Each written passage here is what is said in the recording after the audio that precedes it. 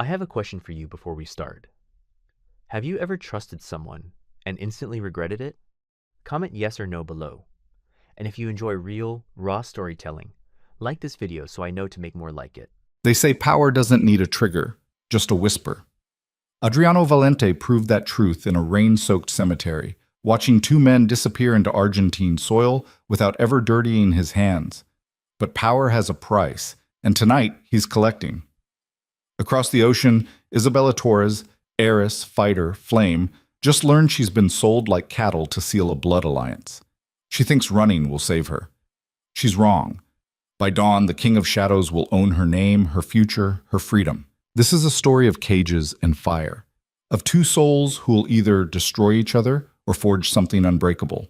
If you're ready for a storm, stay until the end. Hit that like button and drop your city in the comments. I want to see how far this story travels. The rain fell like judgment over Buenos Aires.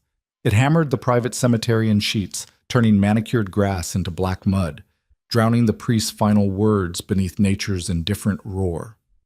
Adriano Valente stood alone beneath a massive black umbrella, his Armani suit untouched by the deluge, his expression carved from the same stone as the mausoleums surrounding him. Two coffins descended into Argentine earth. He didn't cry. Kings of the underworld didn't mourn. They calculated. These men had served him for years, loyal as hunting dogs, until loyalty became inconvenience, until they'd seen too much, knew too much, wanted too much. One whisper. That's all it took. Adriano hadn't pulled the trigger himself. He never did anymore. His power didn't require the crude theatrics of violence. It required only the absolute certainty that his word was law. Somewhere in the city, the man who'd actually done the killing was probably drinking cheap whiskey, celebrating another payday, never understanding that he too had an expiration date. Everyone did, in Adriano's world. The umbrella bearer behind him, Mateo, his head of security, shifted slightly, the only indication of discomfort. Smart man. Mateo understood that this graveyard opera wasn't about the dead. It was a message to the living. Every captain, lieutenant, and soldier in Adriano's organization would hear about this funeral. They'd understand what happened when ambition outgrew usefulness. "The cars are waiting, senor," Mateo murmured. Adriano took one last look at the graves, water pooled in the fresh earth, dark and hungry. Then he turned away without a word, his leather shoes somehow avoiding every puddle, every imperfection. Even the rain seemed to bend around him. The Mercedes convoy idled beyond the cemetery gates, three identical black vehicles, bulletproof, silent as sharks. Adriano slid into the middle car's leather interior, and the door closed with the hermetic seal of a vault. The world outside became muffled, distant, irrelevant. His phone vibrated. Adriano glanced at the screen. A message from Santiago Torres, patriarch of the Torres crime family in Madrid. The alliance agreement is finalized. My daughter Isabella will arrive next month for the engagement announcement. Adriano's jaw tightened almost imperceptibly. The Torres alliance had been months in the making, a strategic merger that would give Adriano's Argentine operations access to European markets while providing Torres with South American distribution channels. On paper, it was brilliant. The marriage was simply the blood seal, the old world tradition that transformed business into family. Isabella Torres was 26, educated at Oxford, fluent in 4 languages. Her file sat on Adriano's desk, photographs of a striking woman with dark hair and darker eyes, press clippings from charity galas, intelligence reports noting her sharp tongue and sharper mind. She was perfect, a worthy queen for his empire. She was also, apparently, completely unaware of the arrangement. Adriano almost smiled. Santiago Torres was a dinosaur, still believing women were chess pieces to be moved across boards designed by men. It would be interesting when Isabella discovered her father's plans. The convoy sliced through Buenos Aires traffic, citizens scattering like startled birds. They knew these cars. Everyone knew these cars. Adriano's phone rang. Not the encrypted line, his personal cell. The caller ID made his expression darken. "Speak," he answered. "We have a problem." The voice belonged to Felipe Cordero, his intelligence chief. "Romero Salazar just landed in Madrid." Adriano's fingers stopped their rhythmic tap against his knee. Romero Salazar, Santiago Torres' former protege. The man who'd expected to marry Isabella before Adriano's more lucrative offer had displaced him. Salazar was young, hungry, and stupid enough to mistake humiliation for opportunity. And Adriano's voice could have frozen blood. He met with Santiago this morning, privately. The implication hung in the air like smoke. Santiago was playing both sides, keeping Salazar in reserve in case Adriano's alliance proved inconvenient. "Watch him," Adriano commanded, "but don't touch him. Not yet." He ended the call and stared out the tinted window at his city. His kingdom of shadows and secrets, of money laundered through legitimate businesses, of politicians who answered his calls before their constituents, of a carefully constructed empire that looked legal from every angle except the truth. The Torres alliance would cement his power across 2 continents. It would make him untouchable, but only if Isabella cooperated. And from everything Adriano had read in her file, cooperation wasn't in her vocabulary. Madrid, Spain.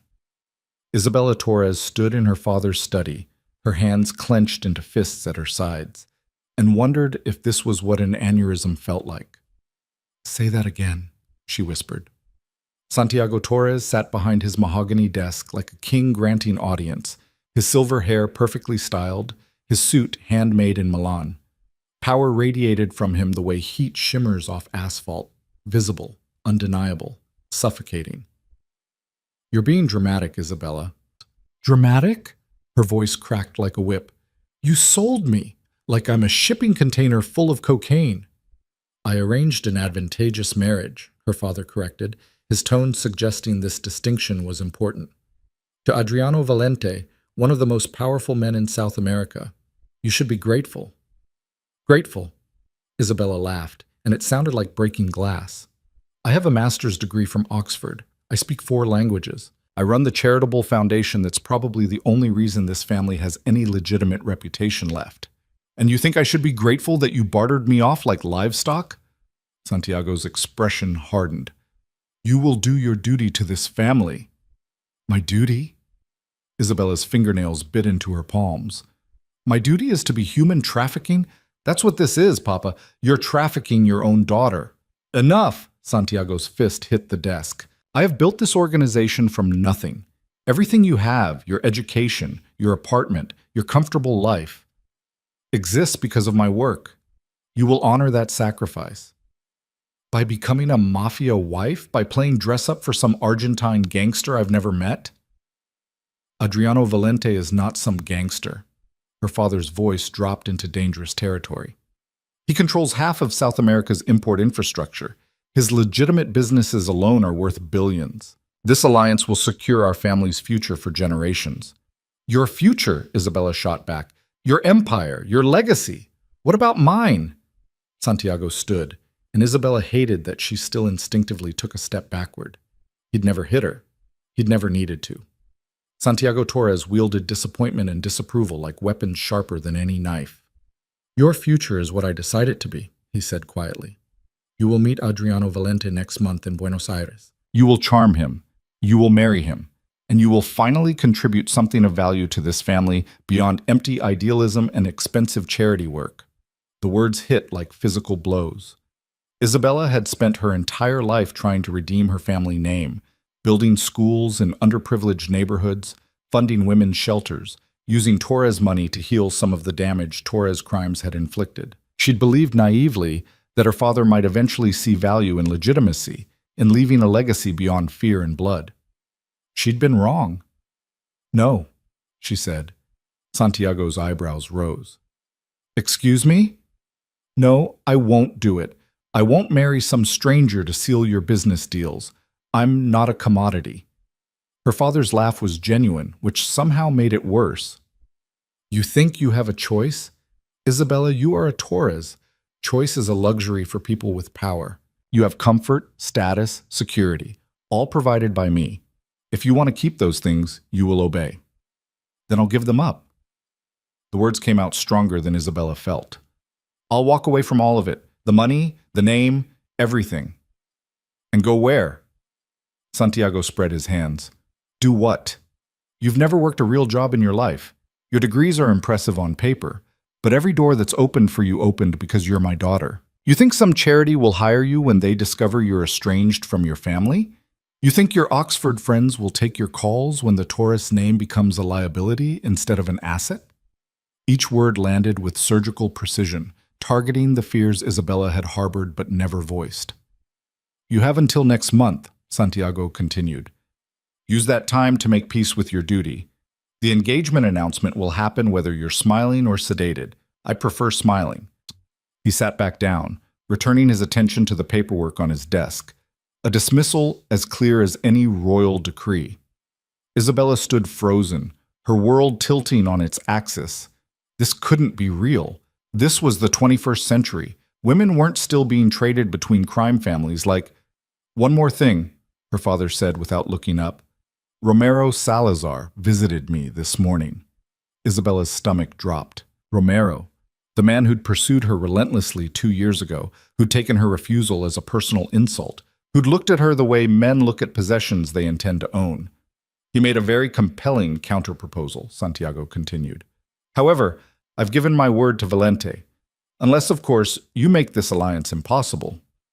The threat was unspoken, but crystal clear. Cooperate with Adriano, or face Romero instead. Isabella turned and walked out before her father could see her cry. She made it to her car before the tears came, hot, furious, helpless. The Madrid sunset painted the sky in shades of amber and blood as Isabella gripped the steering wheel of her Audi and tried to remember how to breathe. Her phone buzzed with messages from friends, from the foundation office, from her normal life that suddenly felt like something happening to someone else. One message stood out. Her best friend Carmen. Lunch tomorrow? You've been dodging me for weeks. Isabella almost laughed. How could she explain this? How could she tell Carmen, brilliant, independent Carmen who'd built her own law practice from nothing, that Isabella's father had sold her to a stranger? She couldn't. Instead, she typed, "Can't tomorrow. Family stuff." Then she threw the phone onto the passenger seat and drove. Isabella didn't have a destination in mind. She just drove through Madrid's arterial streets, past the Prado, through neighborhoods that shifted from elegant to industrial and back again. The city she'd grown up in suddenly felt like a cage, every street a bar, every intersection a lock. Her father was right about one thing. She had no real power. The Torres Foundation ran on Torres money, which meant it ran on her father's approval. Her apartment was in a building her family owned. Her credit cards drew from family accounts. Even her car, her goddamn car, was registered under the Torres corporate umbrella. She'd thought she was building independence. She'd been building an elaborate illusion. The sun had fully set by the time Isabella pulled over, finding herself in front of the women's shelter the foundation had opened last year. Through the lit windows, she could see mothers and children, women who'd fled violence, who'd risked everything to choose freedom over safety. And here she was, about to surrender her freedom without a fight. No. The word crystallized in Isabella's mind with absolute clarity. No, she wouldn't do this. She wouldn't be sold, traded, or bartered. If her father wanted to play medieval warlord, he could do it without her participation. She'd meant what she'd said. She'd walk away from everything if necessary. Isabella pulled out her phone and opened her banking app. She had a personal account her father didn't control. Money from her maternal grandmother's estate, untouched for years. It wasn't much, maybe 30,000 euros, but it was hers. She could disappear. London, maybe, or New York. Somewhere big enough to vanish, far enough to matter. She was composing a message to Carmen, carefully worded but hinting at goodbye, when headlights flooded her car. A black SUV pulled up beside her, too close, deliberately intimidating. Isabella's heart hammered as two men emerged. Expensive suits, dead eyes, the uniform of professional violence. She reached for her door lock, but one of the men was already there, opening her door with a key that shouldn't have fit her car. "Señorita Torres," he said politely, "please come with us." "Who the hell are you?" "Friends of Adriano Valente." His smile didn't reach his eyes. "He'd like to meet you ahead of schedule." Ice flooded Isabella's veins. "I'm not going anywhere with you." The second man appeared at her passenger window, holding up her phone, the one she'd thrown on the seat. Your father has been informed you'll be traveling tonight. He approves. Of course he did. Santiago probably arranged this whole thing, accelerating his timeline before Isabella could actually run. And if I scream, Isabella demanded, then we'll be very disappointed. The first man's hand moved to his jacket. Not quite a threat, but not quite not. Senor Valente was very clear. You're to be treated with respect. But you are coming with us, senorita. The only question is whether you walk to the plane or we carry you. Plane. They were taking her to Argentina. Tonight, right now. Isabella's mind raced through options. She could scream, but they were in an industrial area with few witnesses. She could fight, but she'd taken exactly 3 self-defense classes, and these men killed for a living. She could run, but where? Her father controlled half of Madrid's police force, and Adriano clearly had resources to match. I need to pack, she tried. Everything you need will be provided. The man gestured to the SUV. Please, Senorita Torres, Senor Valente is waiting. The second man was already in her car, starting the engine. They'd drive it back to her apartment, probably. Erase this moment like it never happened. Isabella had exactly 3 seconds to make a choice that would define the rest of her life. She thought about her mother, dead 8 years now, cancer taking her before she could see Isabella grow up. Her mother, who'd once whispered, drunk on pain medication in those final days, "Don't let your father make you small. Promise me." Isabella had promised. "I'm walking," she said, climbing out of the Audi with her head high. "And when I meet Adriano Valente, you make sure he knows I came under protest. I'm not some willing bride. I'm a hostage." The man's expression didn't change. "Of course, señorita." They drove her to a private airfield outside Madrid, where a Gulfstream jet waited like a sleek white shark. Isabella counted security personnel, 8 that she could see, probably more she couldn't. This wasn't a kidnapping. This was a military operation. The plane's interior was obscene luxury. Leather seats, polished wood, a full bar, a prison cell decorated by billionaires. 14 hours to Buenos Aires, one of her captors informed her. There are sleeping accommodations in the back. We recommend rest. Isabella didn't respond. She took a window seat and stared out at Madrid's lights as they taxied toward the runway. Somewhere down there, Carmen was probably finishing dinner. The foundation staff was closing up the office. Her father was pouring his evening scotch and congratulating himself on another successful negotiation. And Isabella Torres, master's degree from Oxford, fluent in 4 languages, was being shipped across an ocean like cargo. The plane lifted into the night sky, and Madrid disappeared beneath clouds. Isabella didn't cry. She was done crying. Instead, she started planning.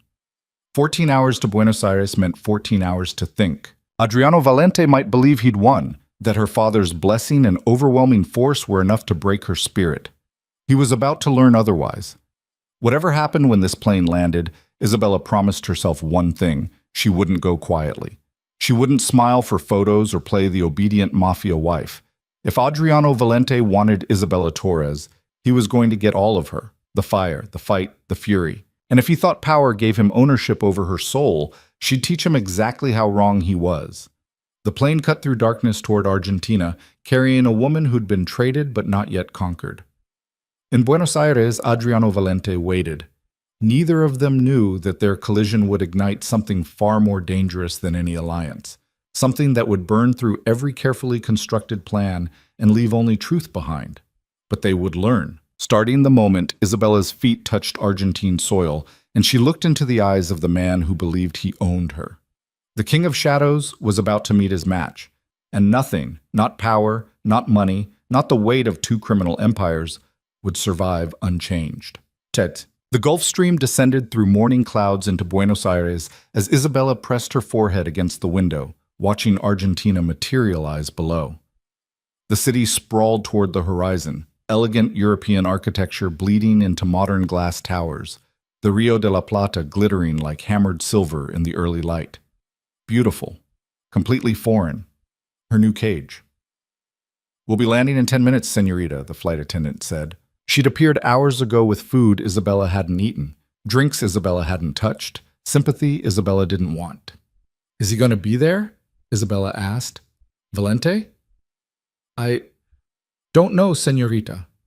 which meant yes, Adriano Valente would be waiting at the airport ready to claim his acquisition the moment the wheels touched down. Fine. Let him wait. Isabella retreated to the plane's bathroom and studied her reflection. 14 hours of captivity had left dark circles under her eyes, but her anger remained sharp and bright. She refused to arrive looking broken, refused to give Valente that satisfaction. She washed her face, reapplied the minimal makeup she'd had in her purse, and straightened her blouse. The woman in the mirror looked tired but undefeated. That would have to be enough. The landing was smooth, professional. Everything about this abduction had been professional, which somehow made it worse. These men weren't thugs. They were expensive, well-trained instruments of a man who could afford the best. The plane taxied to a private terminal far from the main airport's chaos. Through the window, Isabella saw the welcoming committee. More black SUVs, more men in expensive suits, and standing apart from all of them, Adriano Valente. Isabella's breath caught despite herself. She'd seen his photographs, but they hadn't captured the reality of him. He stood perhaps 6'2", lean and powerful in a charcoal suit that probably cost more than her car.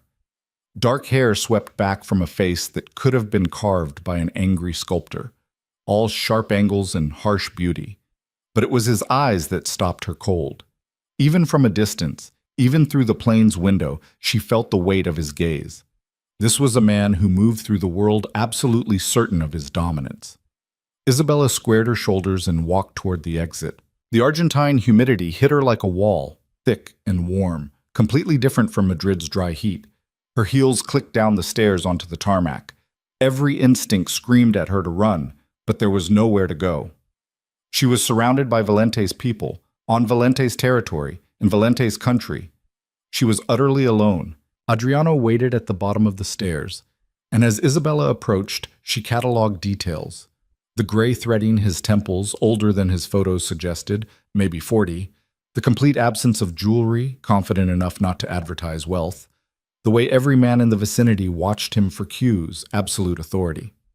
And those eyes, dark as midnight, cold as calculation, currently examining her the way collectors examine acquisitions. Isabella stopped one step from the bottom, putting them at eye level. "Adriano Valente, I assume," she said in English, her voice steady. "Isabella Torres." His accent was subtle, educated. He didn't smile. "Welcome to Buenos Aires." I wasn't aware kidnapping victims typically received welcomes. Something flickered in his expression, surprise maybe, or amusement. "You weren't kidnapped. You were expedited, without my knowledge or consent, transported across international borders by armed men. That's the literal definition of kidnapping." Isabella descended the final step, forcing him to either back up or stand too close. He didn't move. Neither did she. "I want to speak with my father. He's already been informed of your safe arrival. I want to speak with him myself. Now." Adriano studied her for a long moment. Isabella refused to look away, refused to show the terror currently flooding her system. This close, she could smell his cologne, something expensive and austere, cedar and smoke. "Your father," Adriano said quietly, "approved this arrangement. He signed the contracts. He accepted payment. As far as Santiago Torres is concerned, you are already my wife in everything but ceremony." The words hit like a physical blow. "I'm a person, not a shipping manifest. In our world, Isabella, the distinction is often irrelevant." "Your world," she corrected, "not mine. Your world is built on Torres money, Torres power. How do you imagine that empire was constructed? Through charity work and good intentions?" His voice remained soft, almost gentle, which somehow made it more cutting. "You've enjoyed the benefits of your father's work your entire life. You don't get to claim innocence now." Isabella's hand moved before her brain could stop it, flying toward his face in a slap that would have cracked like thunder. Adriano caught her wrist mid-swing, his grip iron firm but careful not to bruise. For 3 heartbeats they stood frozen, her arms suspended between them, his eyes boring into hers. "I wouldn't recommend that," he said. "Let go." "Will you try again?" "Probably." His lips twitched, not quite a smile, but close. He released her wrist. I see why Santiago was eager to part with you. Take me back to Madrid. No. I'll scream. I'll tell everyone here that you're holding me against my will. Go ahead. Adriano gestured to the terminal staff, the guards, the customs officials who were very deliberately not watching this exchange. Every person here works for me, directly or indirectly. Buenos Aires is my city, Isabella.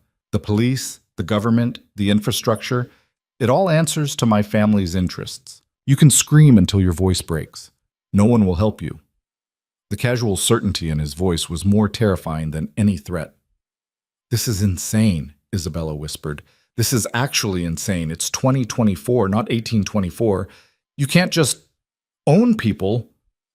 I don't own you. Adriano's tone remained maddeningly reasonable. I own a contract with your father that stipulates marriage as the condition of our alliance. Your compliance was assumed in that agreement. If you have objections, take them up with Santiago. I tried. He doesn't care. Then we have something in common. Isabella wanted to scream, to cry, to find something breakable and shatter it. Instead, she lifted her chin and met Adriano's gaze with every ounce of defiance she possessed. I will make your life hell, she said clearly. Every single day. I will fight you on everything. I will never smile for your photographs. I will never pretend this is anything but what it is. Slavery with better paperwork. You may force me into marriage, but you will never have my cooperation. Never my acceptance. And certainly never my, love? Adriano finished. I'm not asking for love, Isabella. I'm asking for strategic partnership. Your feelings about it are irrelevant. Then enjoy your partnership with someone who hates you. I've built an empire with people who hate me, he replied. I'll survive your disapproval. He turned toward those waiting SUVs, clearly expecting her to follow. Isabella didn't move. Adriano paused, glanced back. This can be easy or difficult. Your choice. It will be difficult. I expected nothing less. Now he did smile, and it was worse than his coldness, sharp and knowing and somehow sad. The car, Isabella, unless you'd prefer to be carried again. The memory of those men in Madrid, the complete helplessness, it moved her feet when stubbornness couldn't. Isabella walked to the SUV with her head high, her hand steady, her heart breaking. She climbed inside and the door closed like a vault ceiling. Adriano slid in beside her, maintaining careful distance but claiming the space nevertheless. The convoy pulled away from the terminal, merging into Buenos Aires traffic with the smooth efficiency of sharks. Where are we going? Isabella asked. Home. Your home. Our home, he corrected. You'll have your own suite, your own space. I'm not a monster, Isabella. She laughed, harsh and brittle. You kidnapped me and forced me into marriage. What exactly would qualify as monstrous in your world? You'd be surprised. The way he said it sent ice down her spine. They drove in silence through Buenos Aires, past elegant neighborhoods that could have been Paris, through bustling streets that screamed South American vitality, finally turning into a private district where walls grew higher and trees more manicured. The SUV stopped at gates that wouldn't have been out of place at a military installation.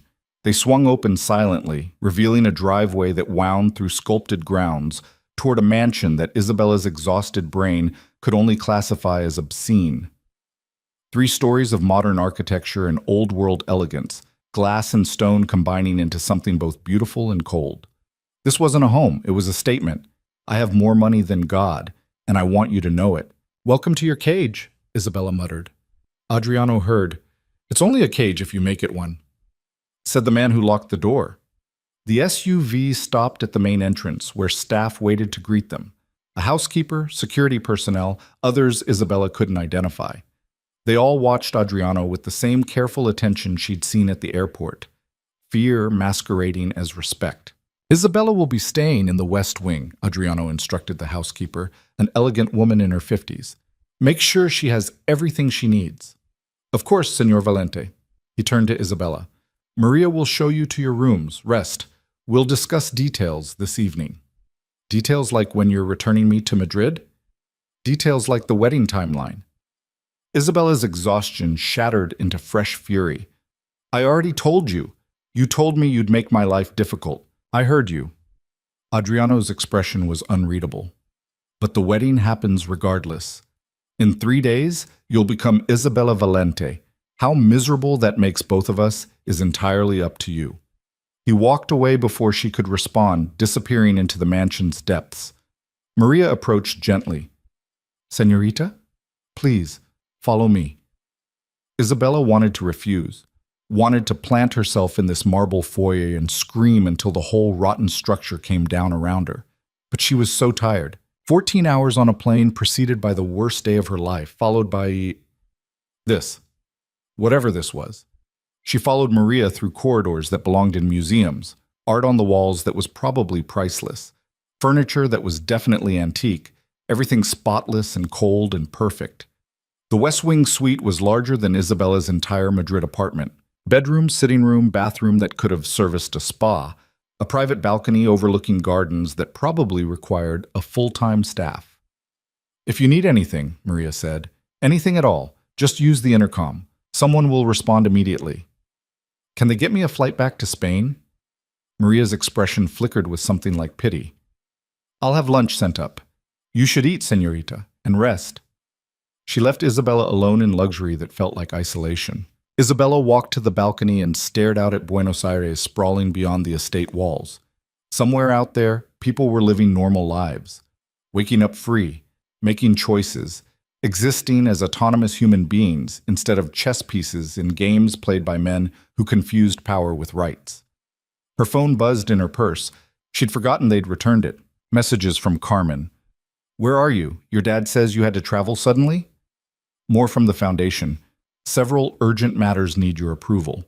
And one from her father. "Cooperate with Adriano. This alliance is bigger than your feelings. Make the family proud." Isabella hurled the phone across the room. It hit the wall and shattered, plastic and glass and circuits exploding into uselessness. The destruction felt good for about 5 seconds. Then she was alone again, in a prison decorated like paradise, waiting for the evening when Adriano Valente would explain exactly how he intended to destroy what remained of her autonomy. 3 days until she became his wife. Isabella sank onto the bed and finally let herself cry. Not soft tears, but racking sobs that came from somewhere deep and wounded. She cried for her freedom, for her mother who'd wanted better for her, for the future that had been stolen by men who viewed women as currency. Eventually, the tears ran out. Isabella washed her face, stared at her reflection, and made a decision. She wouldn't break. She wouldn't surrender. If Adriano Valente wanted a wife, he was going to get one who fought him every single day. If her father wanted an alliance sealed through her obedience, he was going to watch it crack from the pressure of her resistance. They could force the wedding. They could trap her in this mansion. But they couldn't make her stop being Isabella Torres. The fire that had burned in Madrid burned here too, hotter now, fueled by rage and determination. Adriano thought he knew what he was getting. He was wrong. And before this was over, Isabella would make sure he understood exactly what he'd purchased. Not a wife, not a partner, a war. Isabella woke to darkness and disorientation, her body convinced it was still somewhere over the Atlantic. The suite's blackout curtains had turned the room into a void, and for 3 blissful seconds, she forgot where she was. Then memory crashed back like a physical weight. Argentina, Adriano's mansion. 3 days until a wedding she'd never agreed to. She fumbled for her phone before remembering she'd destroyed it. The bedside clock glowed 6:47 p.m. She'd slept through the entire day. Her body ached from tension and jet lag. Her mouth tasted like recycled air, and someone had apparently undressed her down to her underwear while she slept. That realization brought Isabella fully awake, fury chasing away the fog. She'd locked the door. She was certain she'd locked the door. A soft knock interrupted her rising panic. "Señorita Torres," Maria's voice, muffled by expensive wood. "Señor Valente requests your presence for dinner in 30 minutes. Requests. As if Isabella had any choice. "Tell him I'm not hungry," she called back. A pause. "He anticipated you might say that. He asked me to inform you that attendance is not optional. And if I refuse?" Another pause, longer this time. "Please don't make this difficult, señorita, for both our sakes." The fear in Maria's voice accomplished what the command couldn't. This woman was just doing her job, probably terrified of displeasing Adriano. Isabella's war wasn't with the staff. Fine, she said. 30 minutes. Maria's relieved exhale was audible through the door. Your clothes have been unpacked. There are also new items in the closet. The red dress would be appropriate for dinner. Of course, there were new clothes. Adriano had probably had her measurements taken while she slept, along with whatever else his people had done while she was unconscious and vulnerable. Isabella showered quickly, refusing to let herself think about the luxury of the bathroom, the rainfall shower, the heated floors, the toiletries that probably cost more than most people's monthly rent. She wouldn't be seduced by comfort, wouldn't let material wealth soften her anger. The closet was obscene. Racks of designer clothes she'd never chosen, shoes in her exact size, jewelry laid out like a museum display. The red dress Maria mentioned hung prominently. Elegant, expensive, absolutely not something Isabella would have picked for herself. She chose black instead, a simple sheath dress that could have been morning wear. Let Adriano understand exactly how she felt about this dinner. 28 minutes after Maria's knock, Isabella emerged from her suite. A young man in a crisp suit waited in the hallway, another guard pretending to be something else. This way, señorita. He led her through the mansion's maze, and Isabella paid careful attention to every turn, every landmark. If she was going to be imprisoned here, she'd at least learn the layout of her cage. The dining room was exactly what she'd expected. A table that could seat 20, crystal chandeliers, windows overlooking the gardens now lit by artfully placed spotlights. And at the head of the table, reading something on his phone, sat Adriano Valente. He'd changed from his airport suit into something more casual, dark slacks and a white shirt with the sleeves rolled to his elbows. It should have made him look relaxed. Instead, it made him look dangerous in a different way, like a predator temporarily at rest. He glanced up as Isabella entered. His eyes tracked over her black dress, and something flickered in his expression. "Making a statement?" he asked. "Mourning my freedom." Isabella remained standing near the door. "You said this wasn't optional. I'm here. Can I leave now?" "Sit, please." The please was clearly a formality, not a request. Isabella debated refusing just to test his response, but her stomach chose that moment to remind her she hadn't eaten in nearly 24 hours. She sat, not in the chair beside Adriano at the table's head, but several seats down, maintaining as much distance as possible. Adriano's lips twitched. "Are you planning to shout across the table all evening?" "I'm planning to eat quickly and return to my room." "Our room, technically. That suite was designed for both of us." Ice flooded Isabella's veins. "Excuse me?" "After the wedding," he clarified. "Currently, you're in what was supposed to be your private space. I'm in the East Wing. Separate quarters until the marriage is formalized." "How considerate. You're only holding me hostage, not assaulting me." "I'm not holding you hostage." Adriano set down his phone and gave her his full attention. "You're free to move anywhere within the estate, the grounds, the pool, the library. It's all accessible to you. But not beyond the gates. Not without security, no. So I'm a prisoner with yard privileges. Much better." Adriano's jaw tightened almost imperceptibly. "You're a high-value target, Isabella. Your father has enemies. I have enemies. Together, we have twice as many.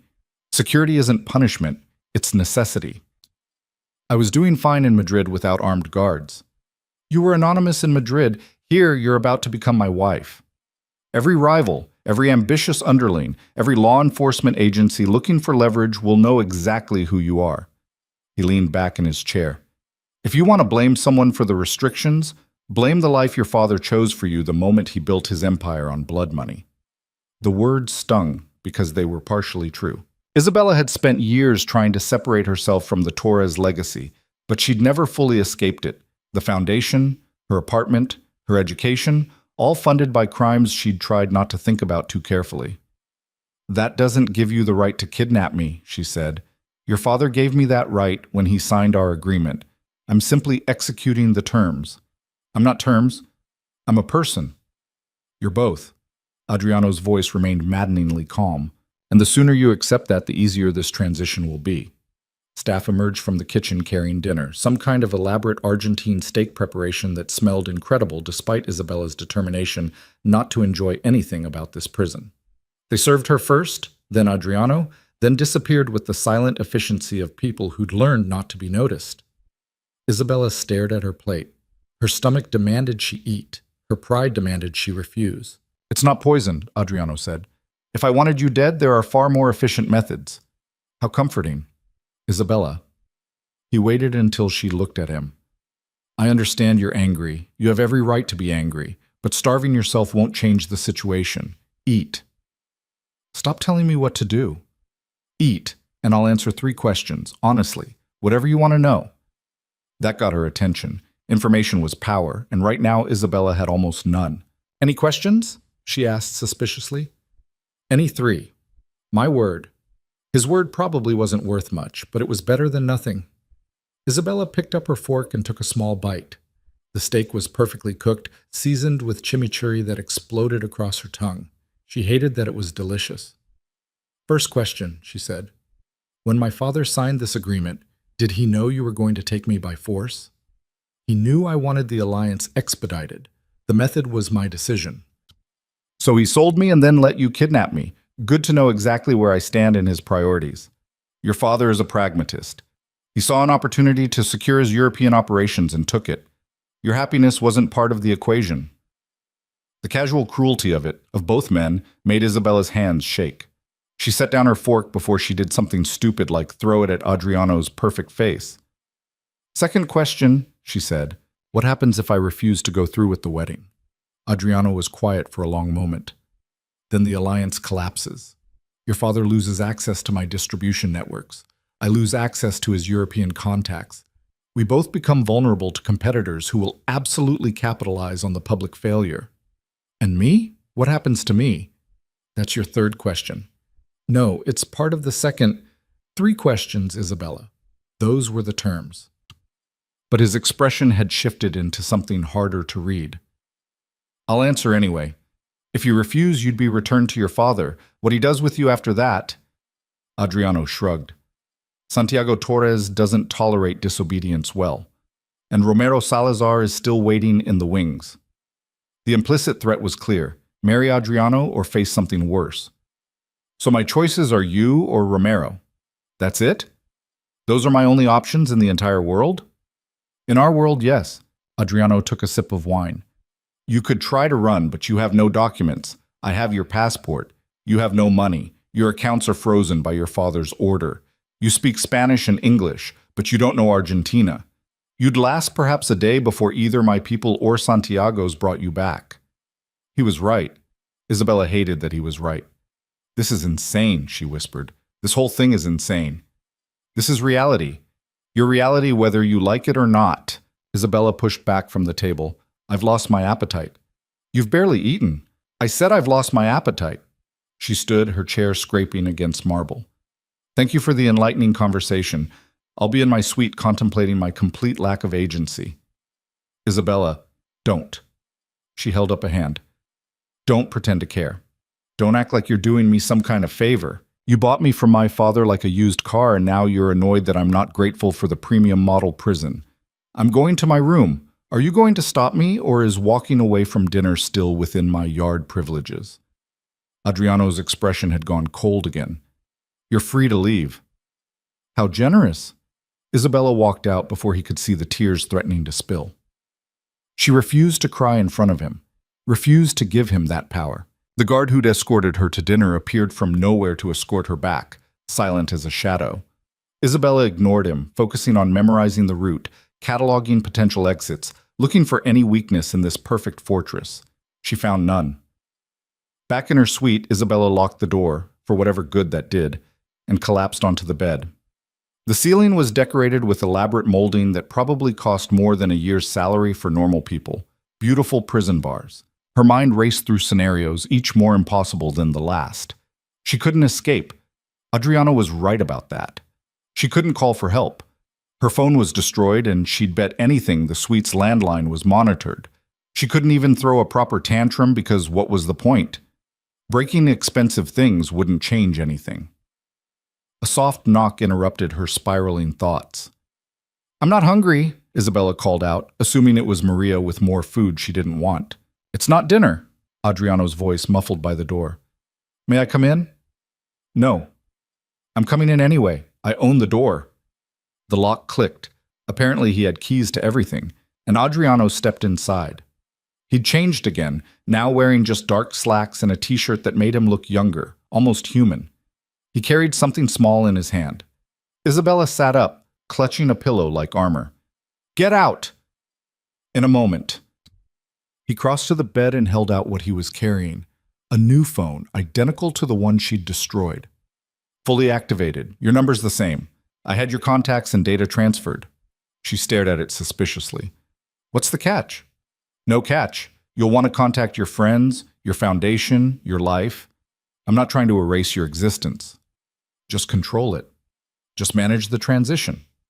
He set the phone on the nightstand. "The device is monitored. I won't insult your intelligence by pretending otherwise.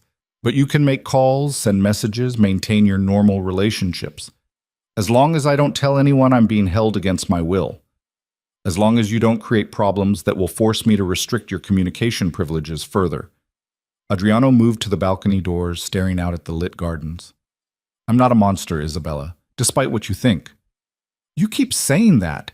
I don't think you understand what the word means." He turned back to face her. "Monsters don't care about consent. They don't provide comfortable accommodations or new phones or promises of separate quarters. They don't offer honest answers to hostile questions over dinner. No, they just kidnap women and force them into marriage. Much better." "I didn't force you. Your father did." "You executed the kidnapping because Santiago gave his consent as your legal guardian under Argentine law. I have documentation that makes this entire arrangement technically legal." Adriano's voice remained level, almost detached. "Is it ethical? Probably not. But I've never claimed to be ethical. I claim to be powerful, and power in our world means taking what you want within the rules you can manipulate." Isabella hurled the pillow at him. He caught it easily. "Get out," she said. "Get out of my room and leave me alone." "Our room, eventually." "It will never be our room. I will never willingly share space with you. You can force the wedding, but you can't force me to—" She stopped, horror flooding through her. "You can't force me to sleep with you." Adriano's expression darkened. He crossed back to the bed and set the pillow down carefully, deliberately, his movements controlled in a way that suggested he was restraining something volatile. "Listen to me very carefully," he said quietly. "I have done many things I'm not proud of. I have built an empire on violence and manipulation and the systematic exploitation of human weakness. But I have never, not once, forced a woman into my bed, and I'm not starting with you." "Then why the marriage? Why go through all this if you're not—" "Because the alliance requires marriage, not consummation. The contract specifies a wedding, joint appearances, public unity. What happens or doesn't happen in private is between us." He stepped back. "You'll be my wife in name only until you decide otherwise, if you ever decide otherwise." Isabella searched his face for deception and found only cold sincerity. "I don't understand you," she said. "You'll kidnap me, but you won't rape me? You'll destroy my freedom, but respect my body? What kind of twisted logic is that?" "The only logic that lets me sleep at night." Adriano moved toward the door. 3 days, Isabella. The wedding happens in 3 days whether you walk down that aisle, smiling or unconscious. I prefer smiling, but I'll settle for upright and breathing. Use that time to make peace with your situation." "I'll never make peace with this." "Then make war. But do it intelligently." He paused at the door. "You're smart, smarter than most people I deal with. Don't waste that intelligence on useless rebellion. Figure out what you actually want and then negotiate for it. That's how our world works." "Our world? You keep saying that like I belong to it." "You've belonged to it since birth, Isabella. You just pretended otherwise." He pulled the door open. "Get some sleep. Tomorrow we deal with the practical details, dress fittings, ceremony arrangements, the performance we'll need to sell to make this alliance believable." "I won't smile for photos." "Then don't. But you will stand beside me, and you will not publicly humiliate either family. That's non-negotiable." Adriano's gaze was steel. "Everything else? We can discuss." He left, pulling the door closed behind him. This time, Isabella heard no lock clicking. She waited 5 full minutes, then crept to the door and tried the handle. It opened. Adriano had left her unlocked, left her with a phone, left her with the illusion of freedom even as he'd made clear the cage's real boundaries. Isabella retreated to the bed and picked up the new phone. It lit up immediately, fingerprint recognition, because of course he'd thought of that. Her contacts were indeed all there, her apps, her photos, everything except her autonomy. She opened her messages and stared at Carmen's increasingly worried texts. How could she explain this? What could she possibly say that wouldn't sound insane or invite intervention that would only make things worse? Finally, she typed, "In Argentina. Long story, family business. I'm okay." The lies tasted bitter even through text. Carmen's response came immediately. "Argentina? What the hell, Isa? Call me!" Isabella's finger hovered over the call button. But what would she say? That she'd been sold into marriage? That she was currently planning a wedding to a crime lord she'd met 12 hours ago? That every choice had been stripped away and she was completely, utterly powerless? She typed instead, "Can't talk now. Time difference. We'll explain everything soon. Promise I'm safe." Another lie. She wasn't safe. She was trapped. But Carmen couldn't help her, and Isabella wouldn't drag her friend into this nightmare. She sent similar messages to the foundation staff, to her other friends, weaving a careful fiction of voluntary travel and family obligations. Each message felt like another piece of herself disappearing into the role Adriano and her father had designed. When she finished, Isabella set the phone aside and walked to the balcony. Buenos Aires sprawled before her, millions of lights marking millions of lives being lived freely. Somewhere out there, people were making choices. What to eat, where to go, who to love. Simple decisions that Isabella had once taken for granted. The night air was warm, carrying scents of jasmine and distant asphalt. A breeze stirred her hair. If she ignored the armed guards patrolling below, she could almost pretend this was a luxury vacation. Almost. A light came on in the east wing, Adriano's quarters probably. Isabella wondered what monsters did before bed.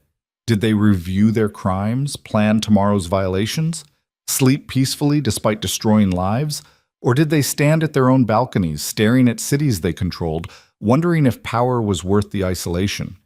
She hated that she was curious about him, hated that some part of her brain wanted to understand what created a man who could be both ruthless and restrained, cruel and careful, tyrannical and somehow honest about it. He was a monster. She wouldn't let herself forget that.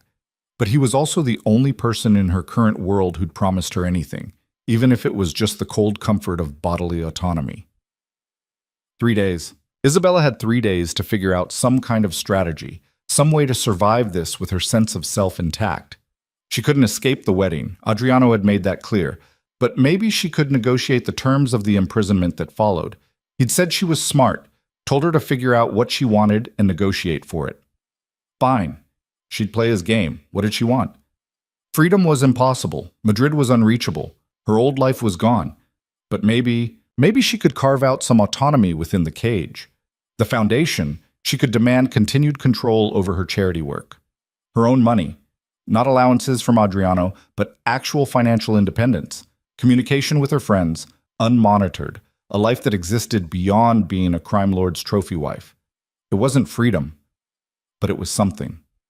Isabella pulled out the phone and opened a new note. She began listing demands, terms she'd present to Adriano as the price of her cooperation. Not surrender, she'd never surrender, but strategic collaboration. She'd attend the wedding. She'd play the role publicly. But privately, she'd make Adriano Valente work for every single concession. And if he wanted a partnership instead of just a prisoner, he'd learn that Isabella Torres didn't negotiate from positions of weakness. She created power where none existed. The list grew. Foundation control, financial accounts, communication freedom, separate quarters permanently, no public displays of affection beyond what was minimally necessary, the right to maintain her own identity and career, access to legal counsel, the ability to travel with appropriate security. Some demands he'd accept, others he'd refuse. They'd fight over the details. But at least it was a fight she'd chosen, on terms she'd defined. 3 days. Isabella looked toward the east wing one more time. Adriano's light was still on. "You want war?" she whispered to the night. "Let's negotiate the terms." Tomorrow, she'd present her demands. Tomorrow, she'd start building whatever life was possible in this golden cage. Tonight, she'd sleep. Not peacefully, but purposefully. And when she walked down that aisle in 3 days, it would be on her terms, wearing her own terms like armor. Adriano Valente had bought himself a wife. He was about to discover he'd purchased a warrior instead. Isabella went inside, locked the balcony door, and for the first time since arriving in Argentina, she smiled. It wasn't surrender. It was strategy. And the war was just beginning.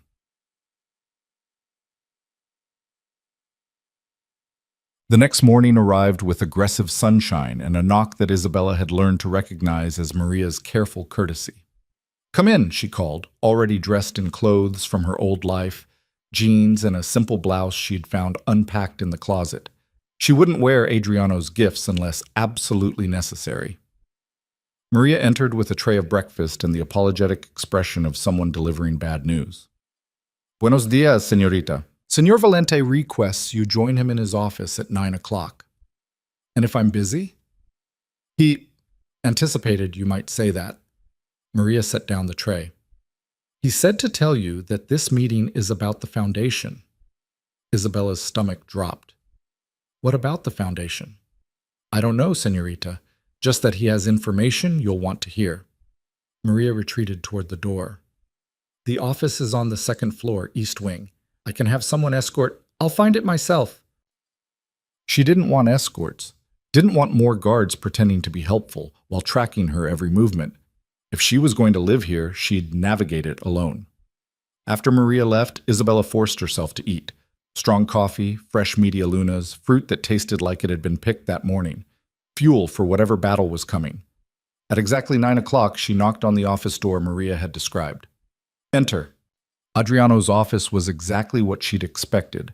Floor-to-ceiling windows overlooking the grounds, furniture that screamed understated wealth, technology that probably cost more than a small car. And behind a massive desk, Adriano himself, looking fresh and dangerous in a charcoal suit. "Punctual," he noted. "I appreciate that."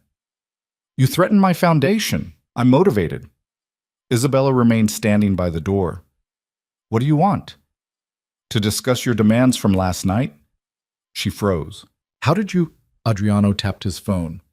"The device I gave you is monitored, remember? Including the Notes app." He gestured to a chair across from his desk. "Sit.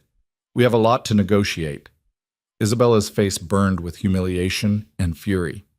He'd watched her compile that list in real time, had probably been amused by her attempt at strategy. "You said the phone was for communication," she said, "not surveillance." "I said it was monitored. I never specified what that meant." Adriano's expression was unreadable. "But for what it's worth, I respect the effort. You're thinking strategically, instead of just emotionally. That's good. I'm so glad you approve of how I process my kidnapping. Sit, Isabella, please." This time, the please sounded almost genuine. "Some of your demands are reasonable. Others are problematic. Let's discuss them." Against her better judgment, Isabella sat. The chair was leather and probably Italian, and far too comfortable. Adriano pulled up something on his computer screen, then turned the monitor so she could see.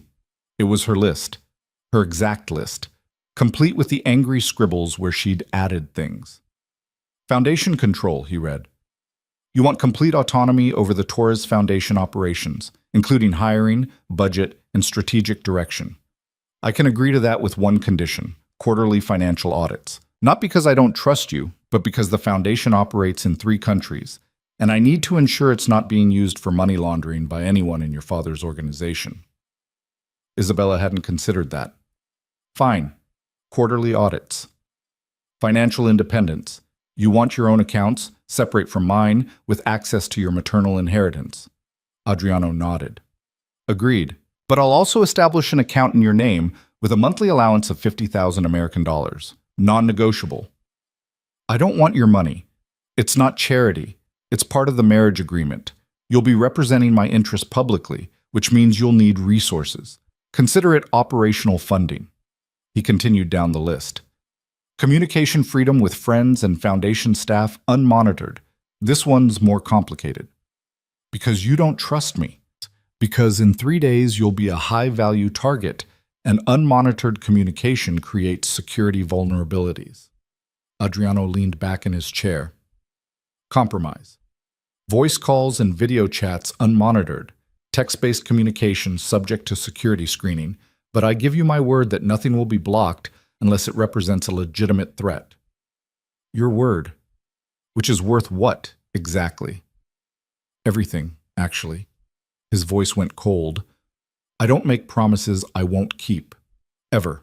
It's bad for business and worse for reputation. Isabella studied him, trying to gauge sincerity. Fine, but I want that in writing. Of course, everything we agree to today will be documented. He tapped the screen. Separate quarters permanently. Agreed. The suite you're in now becomes exclusively yours. I'll maintain the East Wing. We share common areas as needed for appearances. That was easier than she'd expected. Isabella waited for the catch. No public displays of affection beyond minimal necessary contact, Adriano continued. Agreed, but with clarification. We'll need to appear as a believable couple. That means occasional hand-holding, standing close at events, maybe a kiss on the cheek for cameras. Nothing more intimate unless you initiate it. I won't initiate it. Then we have an understanding. He scrolled further. Right to maintain your own identity and career. Agreed. You'll be Isabella Valente legally, but you can use Torres professionally if you prefer. The foundation work continues as is. Travel rights with appropriate security. Also agreed, with advance notice, so we can ensure your safety. Isabella's suspicion grew with each agreement. Why are you giving me everything I asked for? I'm not. Keep listening. Adriano's expression hardened. Access to independent legal counsel. Denied. That's not fair. You can have lawyers. You can have the best lawyers money can buy. But they'll be lawyers I've vetted and approved, because anyone you bring in will have access to information about my operations. I can't risk some ambitious attorney deciding to make their career by taking me down using evidence gathered through you. It made sense, which Isabella hated. What if I need legal representation against you? Then we negotiate a neutral third party we both approve. But Isabella, he leaned forward.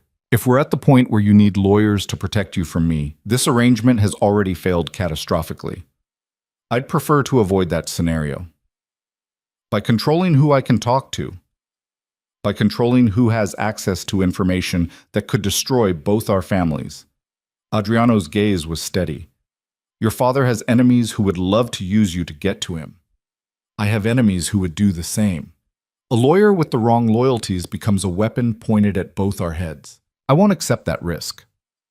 Isabella wanted to argue, but she understood the logic. In this world, their world, as Adriano kept insisting, information was ammunition. Fine, she conceded. Vetted lawyers only, but I get to interview them too. I won't accept someone who's just your puppet. Agreed. He made a note. Now we get to the problematic demands.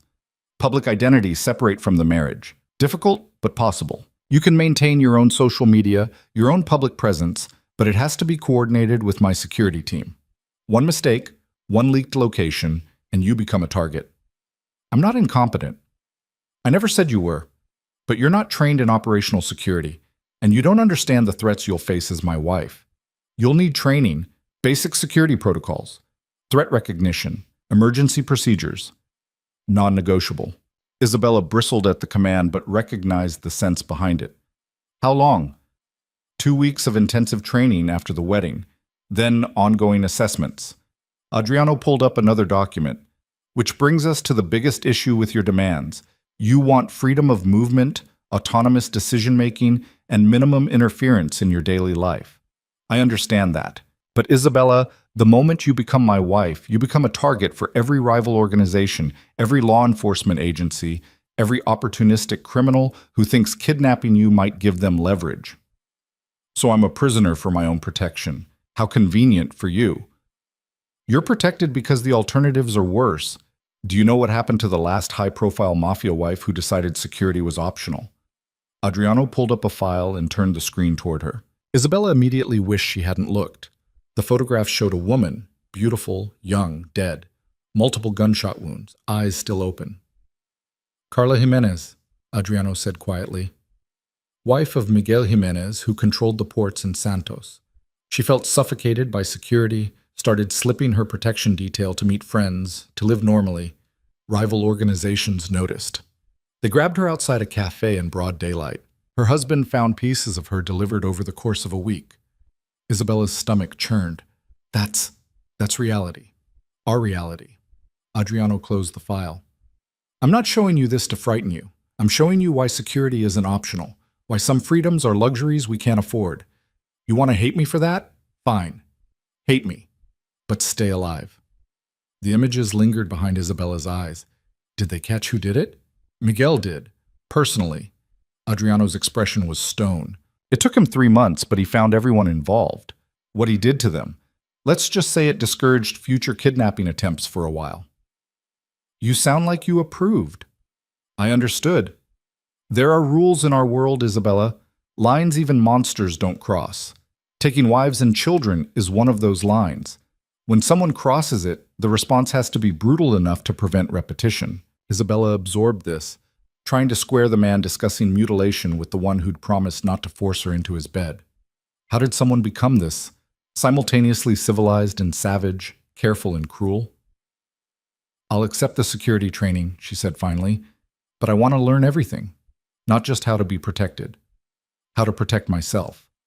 Self-defense, weapons training, everything your people know. Adriano's eyebrows rose. You want to learn to fight?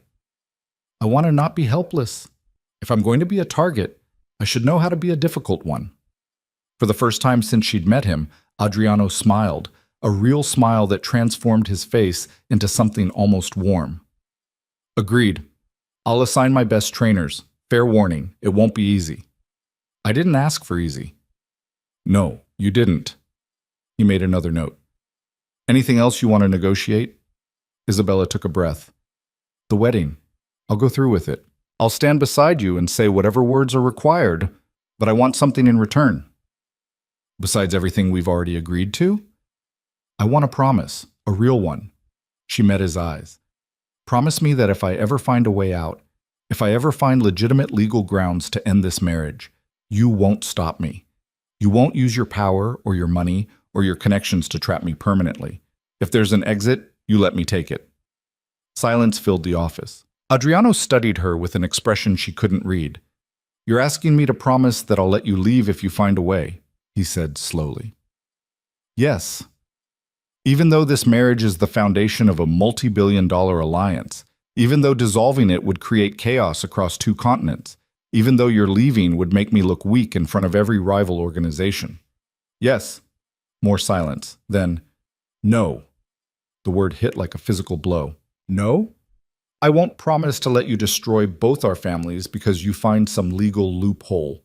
Adriano's voice was firm. But I will promise this. If you're genuinely miserable, if this arrangement becomes truly unbearable, we'll renegotiate. Find a solution that protects both families while giving you more freedom. I won't keep you in a cage that breaks you. That's not the same thing. It's the best I can offer. Because Isabella, whether you like it or not, we're bound together now, not just by your father's contract or my ambition, but by the reality of what we represent.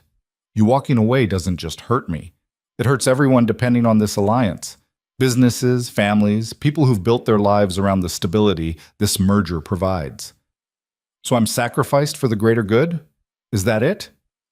You're asked to do your part, like everyone else in our world. Adriano stood, moving around the desk to lean against it in front of her. I know you hate this. I know you didn't choose it. But you're here now. And we can either make it a war that destroys us both, or we can make it a partnership that works. Partnership requires mutual choice. Choice is relative. I didn't choose to inherit my family's business. I didn't choose the violence that built it or the lives it's destroyed, but I chose to survive it, to use it, to build something more than just fear and blood. You can choose the same. Choose to survive this. Choose to make it work on your terms where possible. He crossed his arms. Or choose to fight me every day for the rest of your life. But make an actual choice, Isabella. Stop pretending you're just a victim with no agency. The words were harsh, but something in them resonated.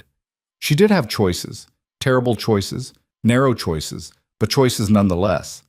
She could spend her life raging against this cage, or she could figure out how to live within it without losing herself. I need time, she said, to think about all this. You have until tomorrow morning. The dress fitting is at 10, ceremony rehearsal at 2. We need your answer before then, cooperation or resistance, because I can work with either, but I need to know which Isabella Valente I'm getting. Isabella stood, feeling the weight of everything they'd discussed. If I cooperate, really cooperate, I want one more thing.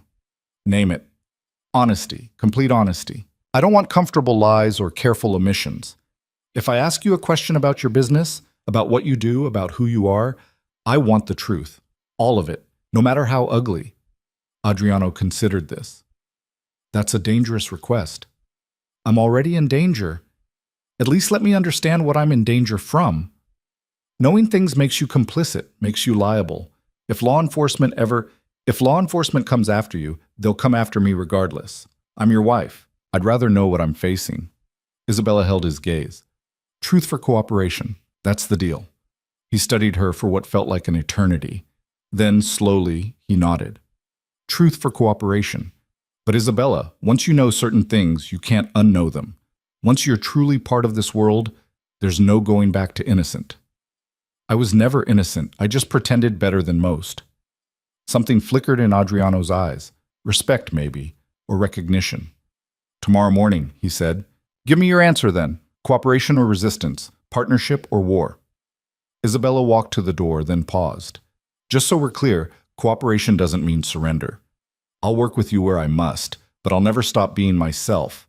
I'll never become just another crime wife playing dress-up. I wouldn't want you to. That's not why I chose you. She turned back, curious despite herself. Why did you choose me? My father has other daughters. Other options. Because you have a spine. Adriano's voice was quiet. Because you built something good with blood money. The foundation, the schools, the shelters. Because when I researched you, every single person I interviewed said you were brilliant, fierce, and impossible to control. I don't want a puppet, Isabella. I want a partner worthy of the empire we're building. Even if that partner hates you? Especially then. Hate keeps you sharp, keeps you honest. He smiled that dangerous smile again. Fear would make you weak. Hate makes you strong. I'll take strong over obedient any day. Isabella didn't know what to say to that, so she left. The walk back to her suite felt different now, less like retreat to a cell, more like withdrawal to plan her next move. The guard who followed her maintained his distance, professional and unobtrusive. She spent the afternoon reviewing everything Adriano had agreed to, looking for traps in the language, weaknesses in the structure. But the more she examined the negotiations, the more she realized he'd actually given her significant concessions. Not freedom, but power within captivity. By evening, Isabella had made her decision. She found Maria and asked to send a message to Adriano. Tell him I'll cooperate, on the terms we discussed, and I want the agreement in writing by tomorrow morning. Maria's relief was visible. Of course, señorita. I'll tell him immediately. An hour later, a document appeared via email. 10 pages of legal language outlining every concession, every limitation, every promise. Isabella read it 3 times, had her laptop search for loopholes, found surprisingly few. At the bottom was a space for her signature, and Adriano's. A contract within the contract negotiated without her father's involvement. She signed it. Within minutes, a notification came back. Adriano's signature added. The document sealed and filed with his attorneys. They had a deal. Tomorrow she'd put on a wedding dress selected by strangers. In 3 days, she'd marry a man she barely knew and thoroughly resented. But she'd do it on her own terms, with her eyes open and her power intact. Isabella Torres might become Isabella Valente in name, but she'd remain herself in truth. And Adriano would learn, was perhaps already learning, that he hadn't bought a trophy wife. He'd negotiated with an equal. The war might have ended in treaty, but the real battle was just beginning. And this time, Isabella was choosing her weapons. The wedding dress was a work of art that Isabella wanted to set on fire. She stood on a raised platform in the mansion's private salon, surrounded by mirrors that multiplied her reflection into infinity. An army of reluctant brides in ivory silk and hand-embroidered lace. The dress fit perfectly, because of course it did. Adriano's people were efficient. 3 seamstresses fussed around her hem, while a designer whose name Isabella hadn't bothered to remember made minute adjustments to the bodice. Exquisite, the designer murmured in Spanish. Senor Valente chose well. Isabella bit back the response that Adriano had chosen everything: the dress, the venue, the life she'd be living after tomorrow. Instead, she studied her reflection with clinical detachment. The woman in the mirror looked elegant, expensive, entirely unlike herself. The veil, one of the seamstresses said, approaching with a cathedral-length creation that probably cost more than a car. No veil, Isabella said. The room went quiet. But senorita, the designer protested gently, it's traditional. And Senor Valente specifically requested, I don't care what he requested, no veil. Isabella's voice was steel wrapped in silk. I'll wear the dress because I agreed to cooperate. But I'm not hiding my face like some medieval property transfer. No veil. The designer looked panicked, clearly calculating whether defying the bride or defying Adriano was the greater risk. Perhaps we should ask Senor Valente. Ask me what? Everyone turned. Adriano stood in the salon doorway, perfectly composed in casual clothes that somehow still screamed authority. His eyes went to Isabella on the platform, and something flickered across his expression too quickly to identify. The veil, senor, the designer explained. Senorita Torres prefers not to wear one. Adriano's gaze never left Isabella. Then she doesn't wear one. The designer nearly collapsed with relief. Of course, senor. We'll adjust the design accordingly. Adriano dismissed the staff with a subtle gesture. They scattered like startled birds, suddenly remembering urgent tasks elsewhere. Within seconds, Isabella and Adriano were alone among the mirrors and silk. You look beautiful, he said quietly. I look expensive. There's a difference. Isabella gathered the dress's skirt to step down from the platform, but Adriano moved closer, offering his hand. She ignored it, navigating the step herself. The dress whispered around her like secrets. The staff told me you've been cooperative all morning, Adriano continued. Measurements, fittings, scheduling, they're impressed. I signed an agreement. I'm honoring it. Still, I appreciate the effort. He studied her face. You didn't sleep. It wasn't a question. Isabella wondered how he could tell, then realized the mirrors probably showed what she'd refused to acknowledge. Dark circles carefully concealed with makeup, tension around her eyes, the posture of someone running on caffeine and stubborn will. Hard to sleep before your execution, she said. Is that what tomorrow feels like to you? An execution? What would you call permanently binding yourself to someone you despise? Adriano's jaw tightened almost imperceptibly. I'd call it marriage. For most people in our world, that's exactly what it is. How romantic. I never promised romance. I promised partnership. He moved to the windows overlooking the garden, hands in his pockets. Your father called this morning. Isabella's stomach dropped. What did he want? To confirm you're being cooperative. To remind me that the alliance depends on public unity. To suggest that any embarrassment tomorrow would reflect poorly on the Torres family. Adriano's voice was carefully neutral.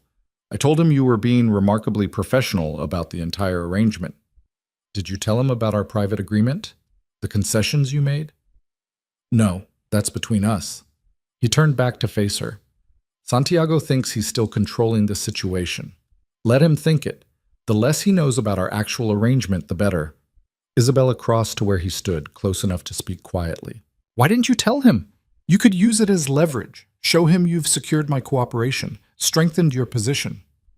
Because your cooperation isn't his business. What happens between us stays between us. Adriano's dark eyes were impossible to read. That was part of our deal, remember? You cooperate with me, not with him. I'm not giving Santiago credit for your choices. The distinction mattered more than Isabella wanted to admit. He'll be here tomorrow, at the wedding, along with half of the criminal organizations in South America and Europe. It's going to be quite the gathering. Adriano's tone was dry. Which brings me to why I'm here. We need to discuss logistics. Logistics. The ceremony is at 6 tomorrow evening, private estate about an hour from here. Belonged to an Argentine cattle baron who made unfortunate business decisions. Beautiful grounds, complete privacy, security I control. He pulled out his phone and showed her photos. sprawling gardens, a chapel that looked like it belonged in Tuscany, sunset views that would have been breathtaking under different circumstances. Looks like a postcard, Isabella said flatly. It looks like exactly what it is, a display of wealth and power designed to impress dangerous people. Adriano swiped through more images. 300 guests, most of whom would kill each other under different circumstances. Your father's people? My people. Neutral parties hoping to profit from the alliance. Security will be intense. Afraid someone will object when they ask if anyone has reason we shouldn't marry, because I have several. If anyone objects, they'll be removed. Permanently. He said it like he was discussing catering options. You'll arrive at 5 for final preparations. The ceremony itself is brief, 15 minutes, standard vows, exchange of rings, then reception until midnight. We'll need to stay the entire time, make appearances, accept congratulations from people who'd happily attend our funerals. Isabella absorbed this, trying to imagine standing in front of 300 criminals and crime-adjacent business people while promising to love and honor a man she barely knew. What happens after midnight? She asked. We return here. You go to your suite, I go to mine. Life continues according to our agreement. Adriano pocketed his phone. Unless you have other preferences. My preference is to not get married at all, but we've established that's not an option. Isabella moved back to the platform, studying her reflection again. The woman in the mirror looked like she belonged in that dress, in that world. The disconnect between image and reality was dizzying. What about a honeymoon? Isn't that traditional? Would you want one? With you? Absolutely not. Then there won't be one. We'll announce that business obligations prevent extended travel. No one will question it. He paused. Though we will need to take one public trip together within the first month, somewhere visible, somewhere that makes the marriage look legitimate to outside observers. More performance. Everything is performance, Isabella. Surely you learned that running your foundation, smiling at donors you despised, accepting money from people whose fortunes were built on suffering, pretending philanthropy could absolve generational guilt. The words were sharp and accurate enough to sting. At least the foundation actually helps people. What does your empire build besides fear?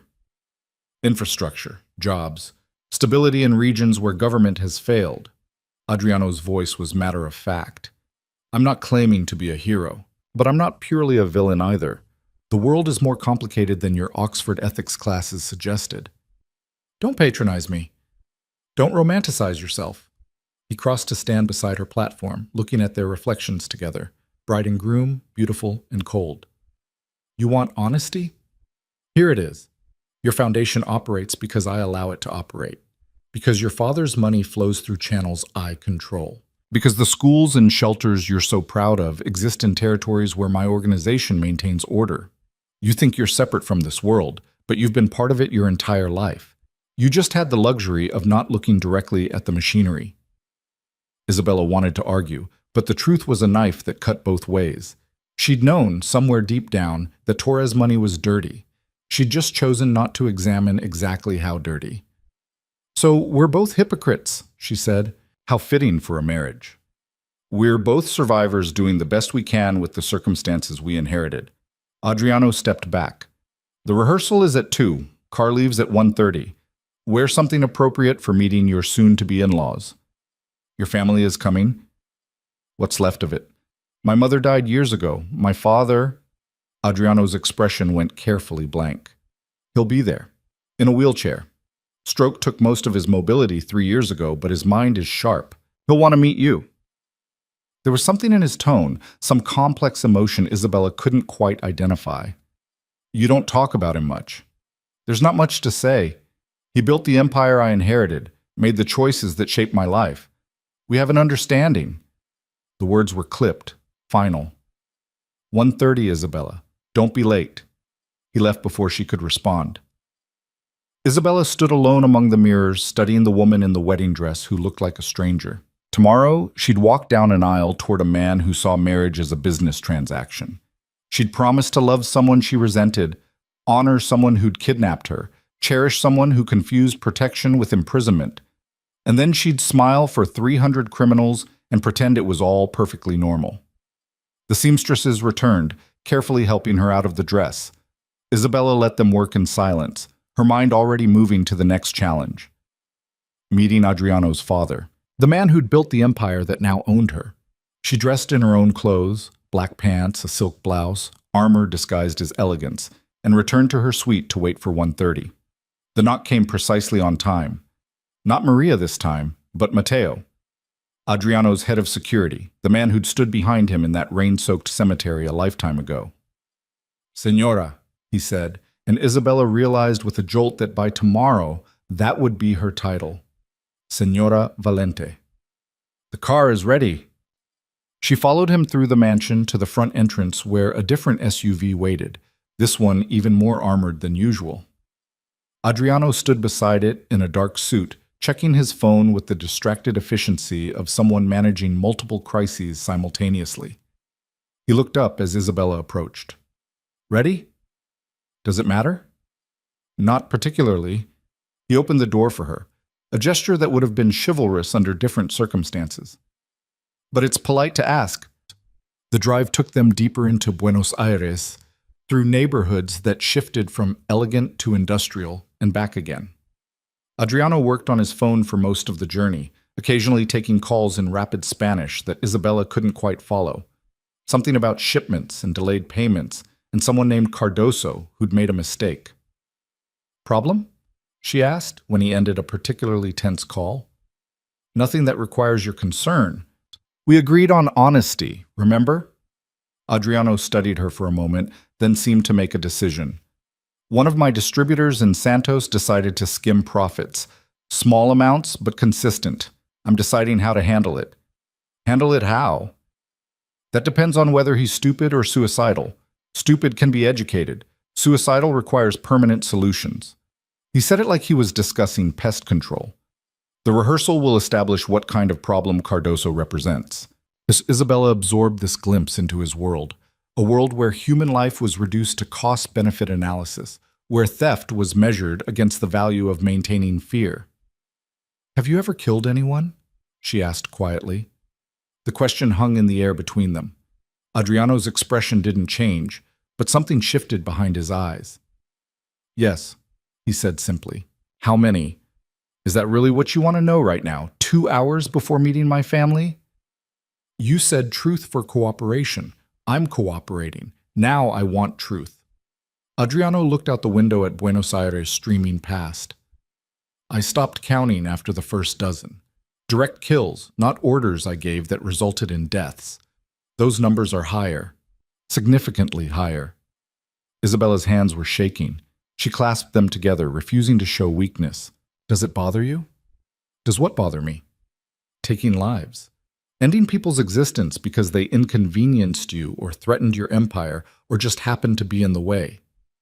Every single time." His voice was quiet, almost gentle. "Anyone who says killing gets easier is either lying or broken beyond repair. It doesn't get easier, you just get better at living with it." "Then why do it?" "Because the alternatives are worse. Because in our world, showing mercy to the wrong person doesn't just risk your life. It risks everyone depending on you for protection." Adriano turned back to face her. "You want to judge me for that? Go ahead.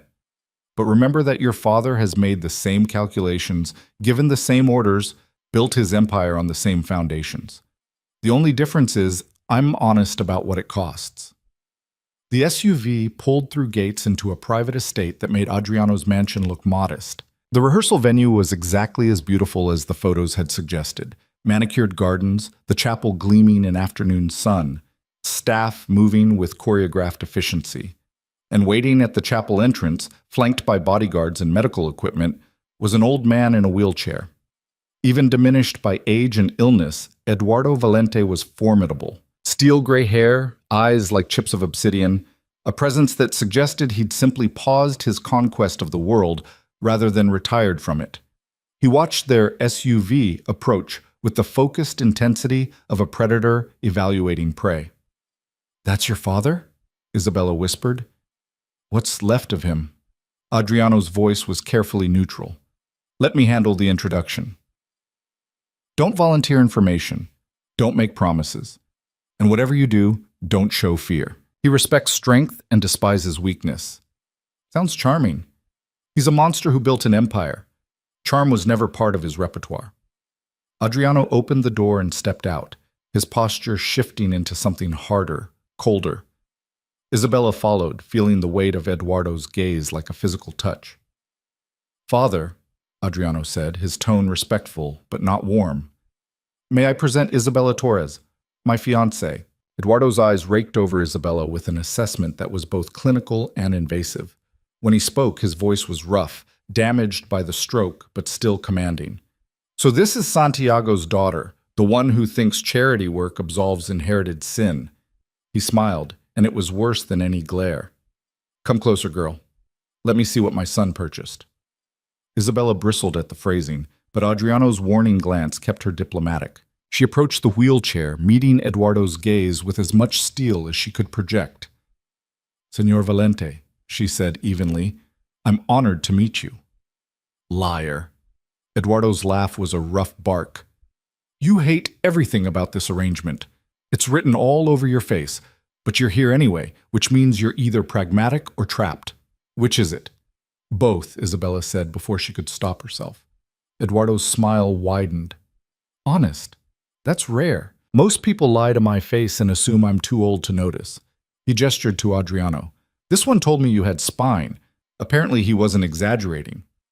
"Father, perhaps we should—" "Be quiet, Adriano. I'm talking to your bride." Eduardo leaned forward slightly, his damaged hands gripping the wheelchair's arms. "Tell me, Isabella Torres, do you know what you're marrying into?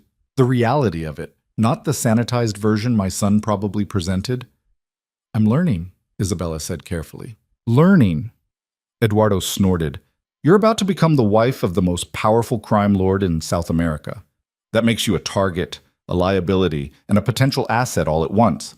Which one you become depends entirely on whether you're smart enough to survive what's coming." "What's coming?" "War." The word dropped like a stone. "Not tomorrow, not next month. But eventually. Someone will challenge this alliance, test its strength, try to exploit any weakness. They'll come for you first because taking the wife is easier than taking the king, and when they do, you'll need to be more than just a pretty face at charity galas." Isabella's heart hammered, but she kept her voice steady. "Adriano mentioned security training." "Security training teaches you not to get killed. I'm talking about something else." Eduardo's obsidian eyes bored into hers. "I'm talking about whether you have the spine to do what's necessary when the choice is your life or theirs, your conscience or your survival. Because that moment will come, girl, and everything you think you know about yourself will be tested." "Father," Adriano interrupted, his voice sharp. "That's enough." "Is it?" Eduardo looked at his son. "Or am I just saying what you're too soft to articulate? She needs to understand. She understands perfectly well. Now, if you're done terrorizing my fiancée, we have a rehearsal to conduct." The tension between father and son was palpable, years of complicated history compressed into a single exchange. Eduardo studied Adriano for a long moment, then nodded slowly. "The rehearsal?" "Yes. Let's practice the performance." He gestured to his attendant, who began wheeling him toward the chapel. Over his shoulder, he called back, "Welcome to the family, Isabella Torres. Try not to die too quickly. I'd like to see if you're worth the investment." As Eduardo disappeared into the chapel, Isabella released a breath she hadn't realized she was holding. "Sorry," Adriano said quietly. "He's difficult. He's terrifying." "Yes, that too." Adriano offered his arm with unexpected formality. "Shall we? The sooner we get through this rehearsal, the sooner you can escape back to the mansion." Isabella took his arm, feeling the solid strength beneath the expensive fabric. "He really thinks someone will try to kill me? He thinks someone will try to use you against me, which amounts to the same thing." Adriano guided her toward the chapel. "That's why the security training isn't optional, Isabella. That's why I need you to take this seriously, even if you hate everything else about our arrangement." Inside, the chapel was stunning. Stained glass windows casting colored light across marble floors, flower arrangements that probably cost more than most weddings entirely. A small army of staff coordinating details. A priest waited at the altar, looking distinctly uncomfortable with the heavily armed men stationed at every exit. The rehearsal coordinator, an elegant woman named Sophia, approached with a clipboard and the harried expression of someone managing an impossible timeline. Senor Valente, Senorita Torres, we're ready to begin. If you'll both take your positions, Senorita, you'll enter from the main doors. Senor, you'll wait at the altar. We'll walk through the timing, the vows, the ring exchange. For the next hour, Isabella and Adriano performed an elaborate dance of blocking and timing. Where to stand, when to turn, how long to hold hands during the vows. It was simultaneously mundane and surreal, rehearsing a wedding that would bind them legally while remaining emotionally hollow. Eduardo watched from his wheelchair in the front row, occasionally offering commentary that ranged from strategic observations to cutting criticism. Other Valente family members filtered in, cousins, business associates, people whose relationship to Adriano seemed defined more by utility than blood. Now the vows, Sofia instructed. Senor Valente, you'll speak first. The traditional Argentine marriage vows, as we discussed. Adriano took Isabella's hands, his grip warm and steady. The colored light from the stained glass painted his face in shades of amber and blue. For a moment, standing there with their hands joined, they could have been any couple preparing for their wedding day. Then he spoke the vows in Spanish, his voice carrying through the chapel with the same authority he brought to business negotiations. Isabella didn't need a translation to understand the words. She'd heard them at enough weddings. Promises of love, fidelity, partnership until death. Beautiful lies they'd both pretend were truth. Now, Senorita Torres, Sofia prompted. Isabella repeated the vows, her voice steadier than she'd expected. The words felt like ash in her mouth, but she delivered them with the professionalism she'd promised. This was performance. Theater for an audience of criminals and compromised clergy. Excellent, Sofia said, making notes on her clipboard. Now the rings. Tomorrow you'll exchange actual rings, but for today, we have them. Adriano produced 2 boxes from his pocket. He opened the first, revealing a wedding band of platinum and diamonds that caught the colored light and scattered it like shattered promises. Isabella stared. This is for rehearsal? This is for tomorrow. I wanted you to see it first, make sure it's acceptable. He opened the second box, showing a simpler platinum band. Mine is less elaborate, but they're matched, designed as a set. The rings were beautiful. Isabella hated them. They're fine, she said. Just fine? They're expensive and elegant and exactly what a crime lord's wife should wear. They're perfect. She couldn't quite keep the bitterness from her voice. Adriano's expression flickered with something that might have been disappointment or resignation. He closed the boxes. We'll use substitutes for the rehearsal. Save these for tomorrow. They practiced the ring exchange with cheap stand-ins, slipping metal circles onto each other's fingers, while the priest droned on about sacred bonds and eternal commitment. Isabella focused on the mechanics: lift left hand, extend ring finger, hold still, while Adriano slid on the band. Don't think about what it meant. Don't feel the weight of it. And now the kiss, Sofia said. Just a brief, no, Isabella said. Everyone stopped. Sofia looked confused. Senorita? We'll skip that part in rehearsal. We know how kissing works. We'll manage tomorrow. Sofia glanced at Adriano, clearly uncertain how to handle this deviation from the script, but Adriano just nodded. Isabella's right. We can skip the kiss for now. His voice was neutral, giving nothing away. From the front row, Eduardo's rough laugh echoed through the chapel. Oh, this is going to be a fascinating marriage. Sofia, continue. Let's see the rest of this comedy. They finished the rehearsal, the walk back down the aisle, the receiving line choreography, the timing for photos. Every moment was calculated, controlled, designed to project unity and power to an audience that would be watching for any crack in the facade. When Sofia finally declared them finished, Isabella felt like she'd run a marathon. The emotional whiplash of performing intimacy with someone she resented, while Eduardo Valente watched with predatory amusement, had left her exhausted. Tomorrow, same timing, Sofia instructed. Arrive at 5 for final preparations. The ceremony begins promptly at 6. Any questions? Isabella had 1,000 questions, none of which Sofia could answer. She shook her head. Then we're done for today. Senor Valente, Senorita Torres, I'll see you tomorrow evening. The coordinator and her staff scattered, leaving Isabella and Adriano standing at the altar with Eduardo still watching from the front row. Well, the old man said, that was adequately professional. Cold as a business merger, but professional. Exactly what I'd expect from an arranged marriage in our world.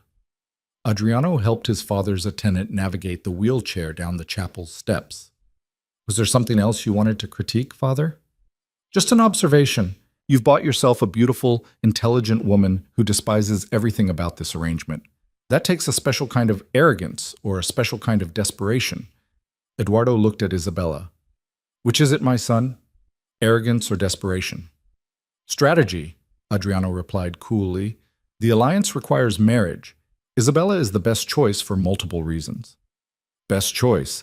Listen to him, girl. You're the best choice, like a cut of meat or a stock investment. Eduardo's smile was sharp. My son has many strengths, but romance isn't among them. You'll have a comfortable life, excellent security, unlimited resources. Just don't expect love. Valente men don't do love. We do power. That's enough, Father. Is it? Or am I just being honest about what she's signing up for? Eduardo gestured to his attendant. Take me back to the car. I've seen enough.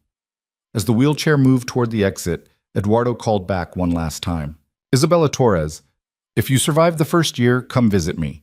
We'll have an interesting conversation about what it takes to thrive in this family instead of merely existing in it.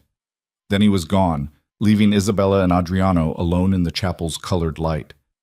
I'm sorry, Adriano said after a long silence. He's always been difficult, but the stroke made him meaner, more willing to say things that should stay unspoken. Was he wrong? Isabella asked. About you not doing love? Adriano was quiet for a moment.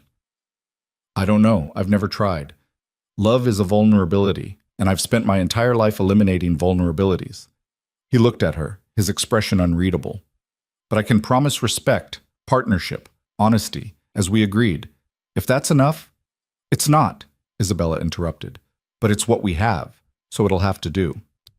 They walked out of the chapel together, not touching, maintaining the careful distance that defined their entire relationship. The SUV waited to take them back to the mansion, back to their separate quarters, back to the pretense of normalcy before tomorrow's performance. The drive was quiet. Adriano returned to his phone, managing his empire.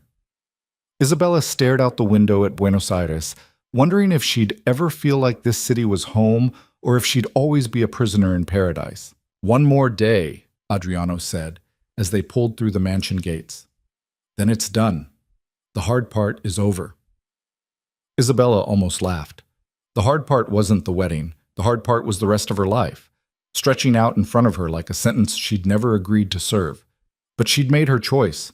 Cooperation over resistance. Partnership over war.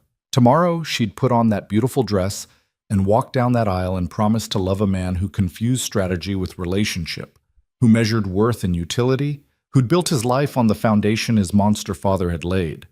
Tomorrow, Isabella Torres would become Isabella Valente, and the day after, she'd figure out how to survive being married to a king of shadows who'd forgotten how to be human. One day at a time.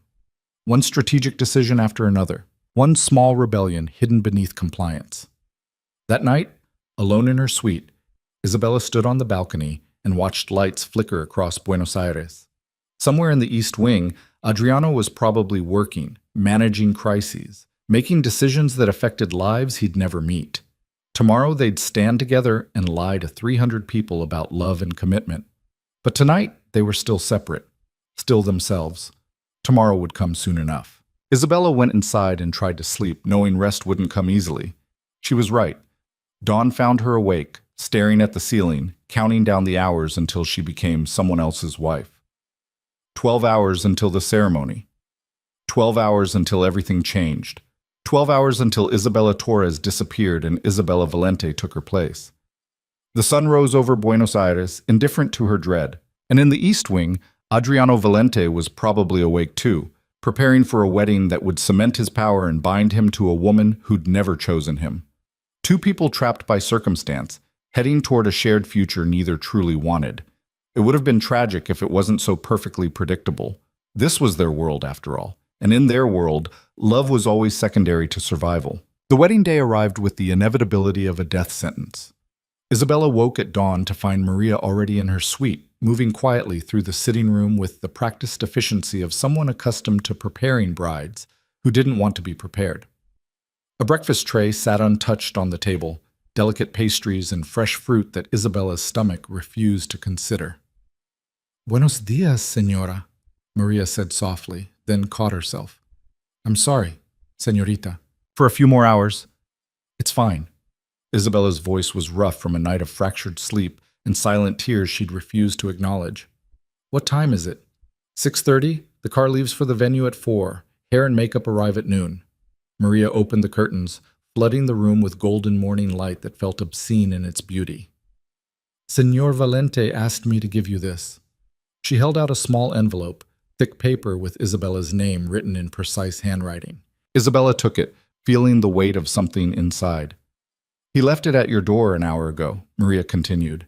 "I can give you privacy." "No, stay." Isabella didn't want to be alone when she opened whatever message Adriano had deemed important enough to deliver before dawn on their wedding day. Inside the envelope was a key, old brass, ornate, clearly antique, and a note in that same precise handwriting. The library. 3rd floor, west wing, door at the end of the hall. It's yours now. No one else has access. Use it however you need. Isabella stared at the key, confusion warring with suspicion. "Maria, what's on the 3rd floor of the west wing?" I'm not certain, señorita.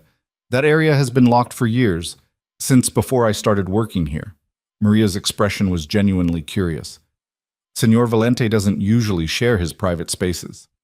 Isabella closed her fist around the key, feeling its edges bite into her palm. She should probably thank him. It was clearly meant as a gesture, an offering of something personal. But the cynical part of her brain wondered what strings came attached, what obligation this gift was meant to create. "Tell him I received it," Isabella said finally, "and that I'll explore it later." After Maria left to coordinate with the arriving staff, Isabella dressed in simple clothes and made her way through the mansion's corridors to the West Wing's 3rd floor. The key felt heavy in her pocket, a physical reminder of the strange intimacy developing between her and Adriano. Not love, not even affection, but something more complex. Understanding, maybe. Or mutual recognition of two people trapped in the same gilded cage. The door at the end of the hall was exactly where Adriano had described, heavy oak with iron fixtures that looked centuries old. Isabella slid the key into the lock, felt ancient tumblers click, and pushed. The library beyond took her breath away. 3 stories of books stretched toward a vaulted ceiling painted with classical scenes, angels and demons in eternal combat, appropriate for a crime lord's private sanctuary.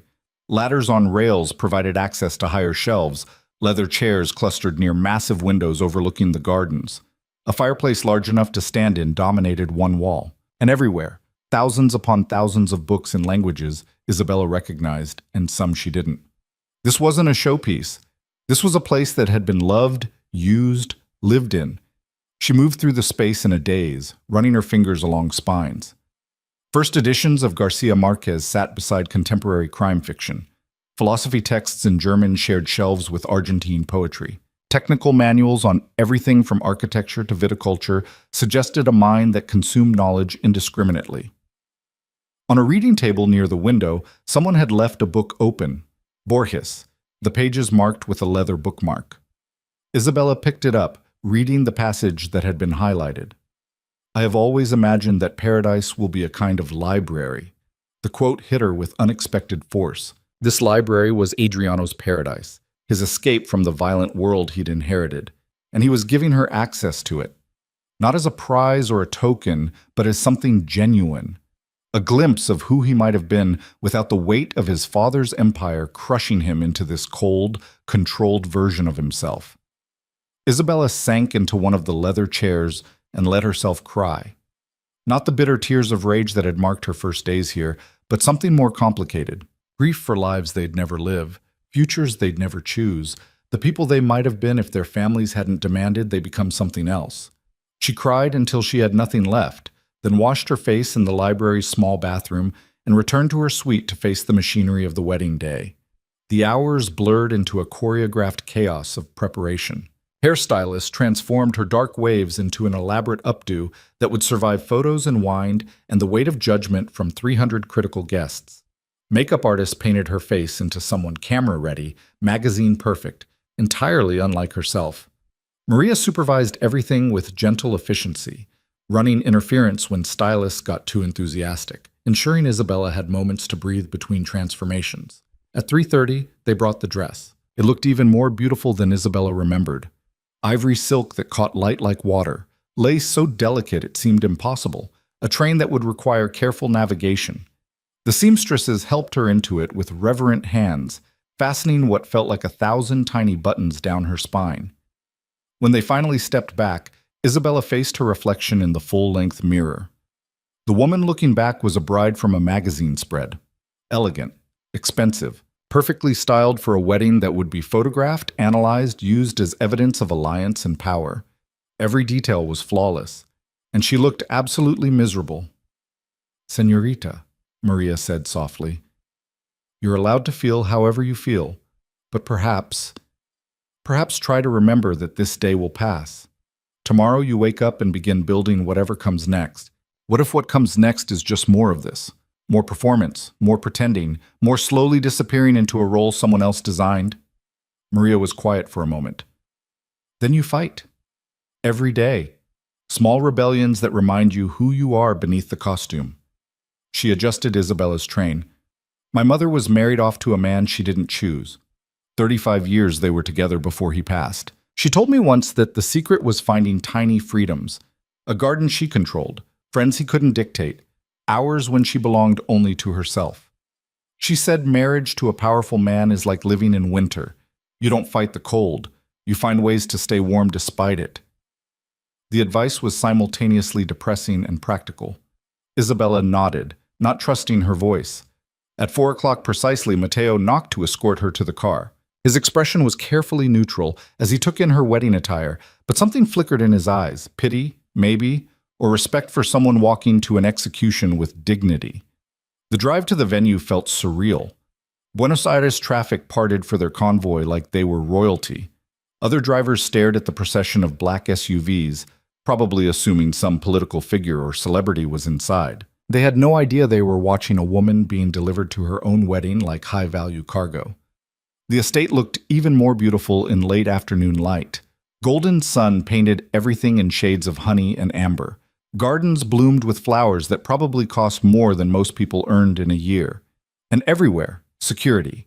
Men in dark suits with earpieces, watching everything, prepared for threats both expected and imagined. Sofia met Isabella's car before she could even step out. "Señorita Torres, you look absolutely stunning. We're running perfectly on schedule. Your father arrived 20 minutes ago. He's waiting in the chapel's preparation room if you'd like to see him before—" "No!"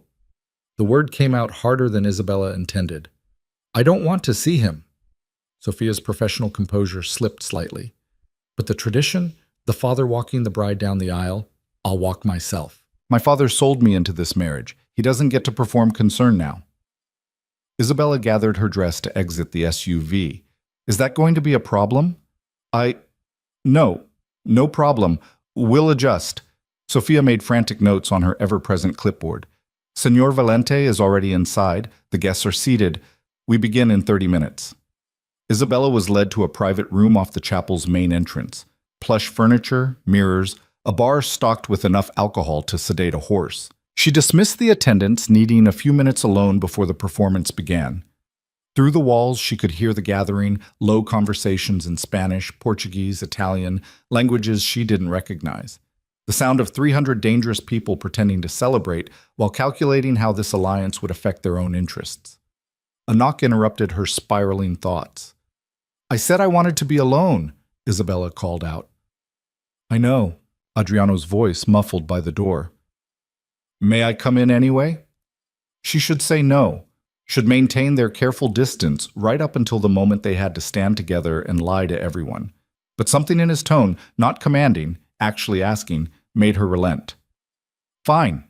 Adriano entered and Isabella's breath caught despite herself. She'd seen him in suits countless times, but this was different. The tuxedo was impeccably tailored, transforming him into something from a different era, elegant and dangerous. power wrapped in expensive fabric. He looked like exactly what he was, a king preparing to claim his queen. His eyes widened slightly when he saw her. Isabella, you're dressed for sale, she finished, ready to be displayed? Beautiful, he said quietly. I was going to say beautiful. The compliment felt dangerous in its sincerity. Isabella turned away, unable to handle the weight of his gaze. Did you need something? Because we're about to spend the rest of our lives legally bound. Can't you give me these last few minutes of freedom? I wanted to ask if you were okay. He moved closer, his footsteps silent on the plush carpet. And to give you this. He held out a small box, different from the ring boxes, older. Isabella took it carefully, opening the lid to reveal a necklace of delicate silver links with a single pendant, a key. Not a real key, but an artistic rendering in precious metal. It's from the library, Adriano explained. The locksmith who made your key also made this. I thought, you should have something that reminds you that escape exists, even if only in pages and imagination. The gift was thoughtful in a way that made Isabella's carefully constructed anger crack. This wasn't strategy. This was a man who'd listened when she'd talked about feeling trapped, who'd noticed her love of books during their brief interactions, who was trying, however inadequately, to give her something genuine on a day built entirely on lies. Thank you, she managed. It's really beautiful. May I? Adriano gestured to the necklace. Isabella nodded, turning so he could fasten it. His fingers were surprisingly gentle at the back of her neck, careful not to disturb her hair. The pendant settled just below her collarbone, visible, but not ostentatious, a secret between them, disguised as jewelry. There's something else, Adriano said as he stepped back. Your father is demanding to walk you down the aisle. He says it's tradition, that refusing will look bad, that I don't care what he demands. I know. That's why I told him no. Adriano's voice was steel. You walk alone, or you don't walk at all. Those are his options. He can sit in his assigned seat and watch you choose yourself, or he can leave. I really don't care which. Isabella turned to face him, searching his expression for manipulation and finding only cold sincerity. You told my father no? The man you built this entire alliance around? The alliance is with you now. The contracts are signed. The merger is complete. Santiago's leverage ends the moment we're married. Adriano's jaw was tight. He can be upset about your autonomy all he wants. He can't do anything about it anymore. The implications of that statement were enormous. Isabella's father had been her jailer, her betrayer, the architect of this entire nightmare. And Adriano had just cut his power at the knees. Why? She asked. Why defend me to him when you're the one who executed his plan? Because his plan ends with the ceremony. What happens after? That's between us. Adriano reached out, then seemed to think better of it, his hand dropping. You asked me to be honest, Isabella.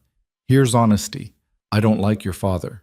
I think he's a weak man who mistakes cruelty for strength, who treats his children as assets instead of people. I needed him to make this alliance work, but now that it's working, I don't need him for anything else. And me? Do you need me? Yes. No hesitation. Not as an asset, as a partner, as someone who understands this world but hasn't let it completely destroy her humanity, as someone who might help me remember there are things worth protecting beyond power and profit. The words were too raw, too real for the moment. Isabella didn't know how to respond, so she focused on the practical instead. The ceremony starts soon. 5 minutes. Adriano checked his watch with the precision of someone accustomed to controlling every variable. Last chance to run. I won't stop you. Yes, you will. No. He met her eyes. If you walk out that door right now and keep going, I'll call off the wedding.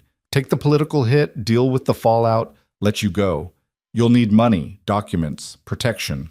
I'll provide all of it, anonymously. You could disappear into whatever life you wanted.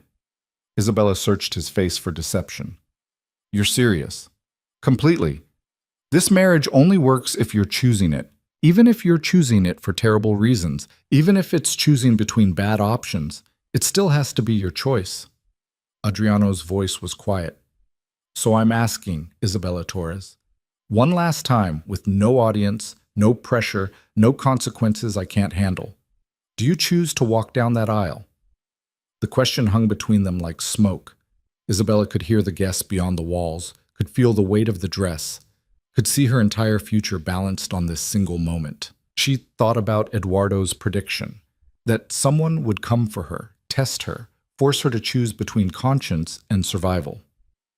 She thought about Maria's advice, finding small freedoms, staying warm in winter. She thought about the library Adriano had given her, the key around her neck, the strange partnership they were building from the wreckage of autonomy. She thought about all of it, and then she decided, I choose to walk, she said.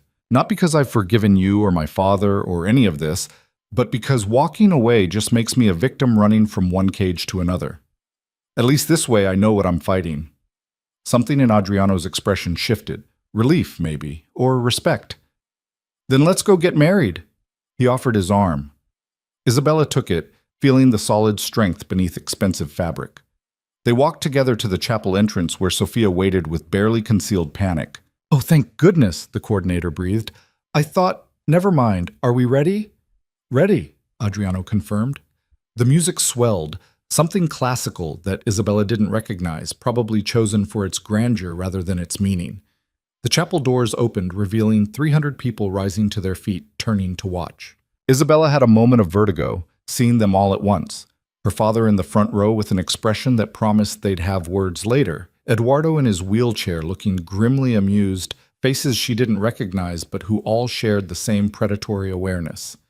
These were people who dealt in violence and power, who measured worth in utility, who'd kill without hesitation if the profit margin justified it.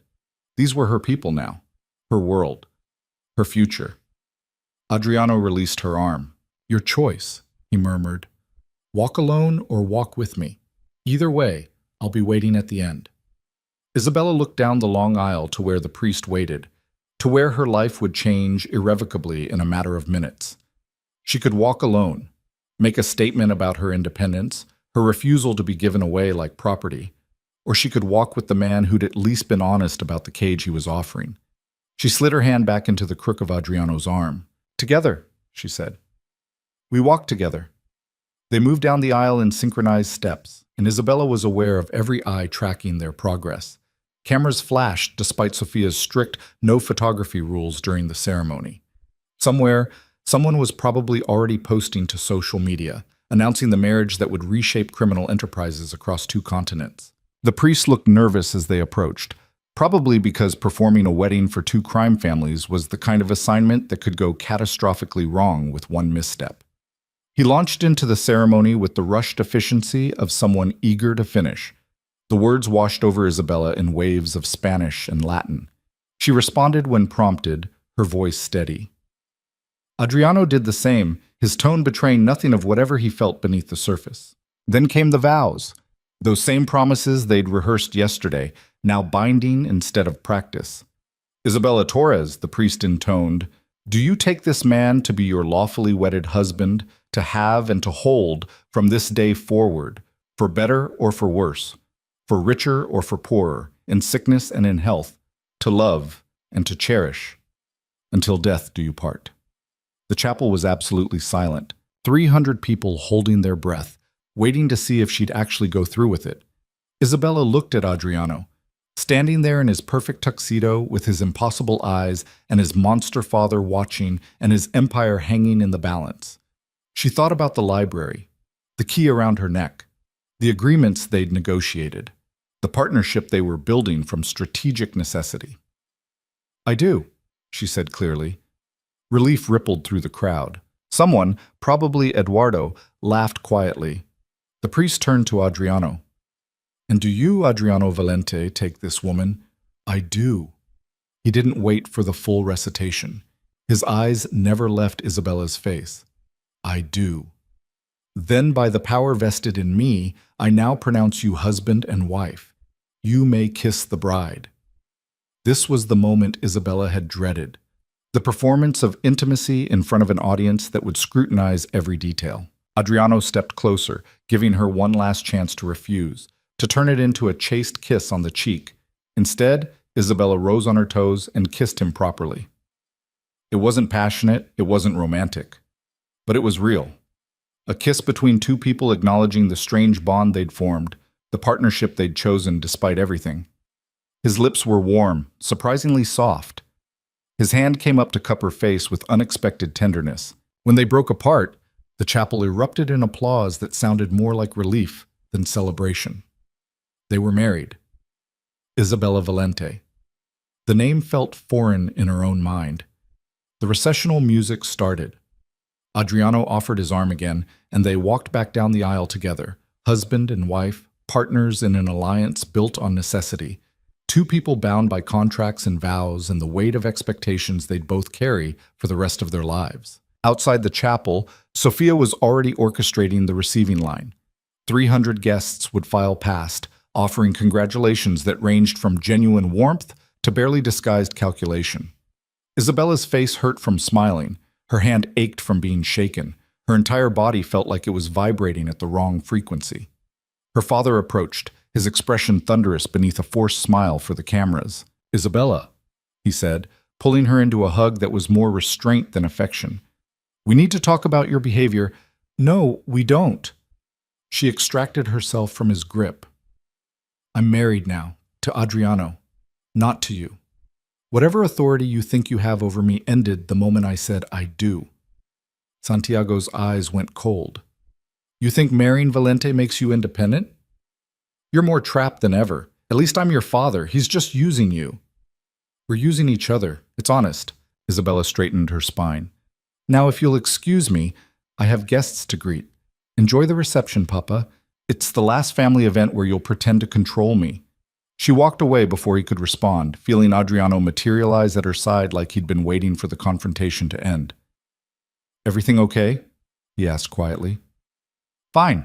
Just establishing new boundaries with my father." "Good." Adriano's hand found the small of her back, possessive but somehow comforting.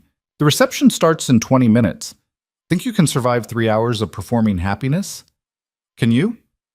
"I've been performing my entire life. What's 3 more hours?" The reception was exactly as elaborate as Isabella had expected.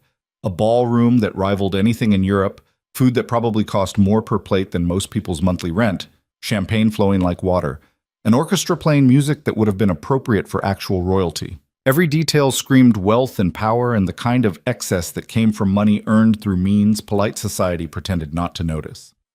Adriano and Isabella moved through it like actors in a play they'd rehearsed, smiling for photos, accepting toasts from people whose names Isabella would never remember, dancing their first dance to a song she didn't recognize while cameras flashed and captured them for posterity. "You're doing well," Adriano murmured as they swayed together, his hand proper on her waist, hers resting on his shoulder. "Better than I expected. I'm excellent at performing. Years of charity galas and donor dinners taught me how to smile while dying inside. A useful skill in our world. Apparently." Isabella caught sight of Eduardo watching them from his wheelchair, his expression unreadable. "Your father looks pleased." "My father looks like he's calculating how this alliance affects his legacy. Please doesn't factor into it." Adriano guided her through a turn, though he did mention earlier that he approves of your spine.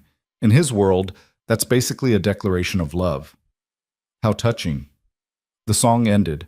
They separated to the polite applause of people who'd been watching their every move, analyzing their body language for signs of genuine affection or strategic alliance. The rest of the reception blurred into a parade of faces and conversations.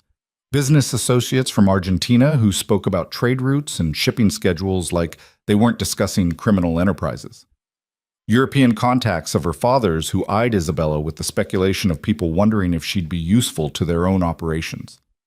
Neutral parties who clearly hoped to profit from the alliance without getting too close to either family. Around 11, a commotion near the entrance drew everyone's attention. The music stopped. Conversations died mid-sentence. The shift in atmosphere was immediate and electric, danger in the air like ozone before a storm. Romero Salazar stood in the doorway. He looked exactly as Isabella remembered from his pursuit 2 years ago.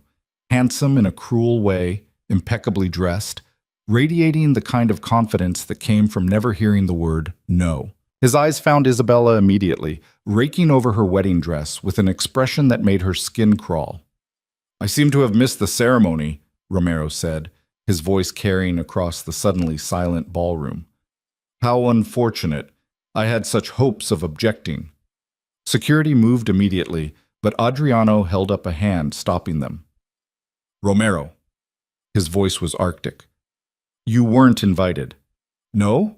But surely the alliance between our families warrants my presence. After all, Romero's smile was a weapon.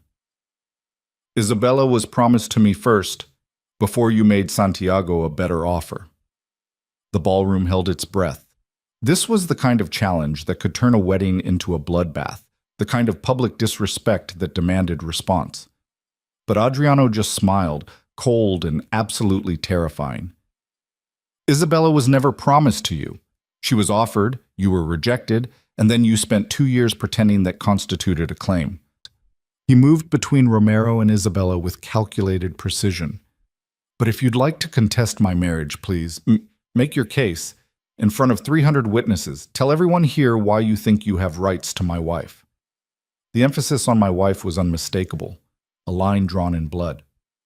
Romero's confidence flickered. He'd expected anger, maybe violence. Not this cold dissection of his position in front of the entire criminal hierarchy. I'm simply saying the lady should have had choices. The lady is standing right here, Isabella interrupted, her voice cutting through the tension. And the lady chose. Not you, Romero. Not 2 years ago when you couldn't take no for an answer. Not today. Not ever. She moved to stand beside Adriano, their unified front unmistakable. Romero's expression darkened. You'll regret this, Isabella. Both of you. This alliance won't last. And when it falls apart, you still won't be relevant. Adriano's voice could have frozen blood. Now you have exactly 10 seconds to leave before I have you removed. Permanently. Your choice. For a long moment, it could have gone either way. Then Romero turned and walked out, his exit somehow both dignified and humiliating. The moment the doors closed behind him, the ballroom exhaled collectively. Conversations resumed, carefully not referencing what had just happened. The orchestra started playing again.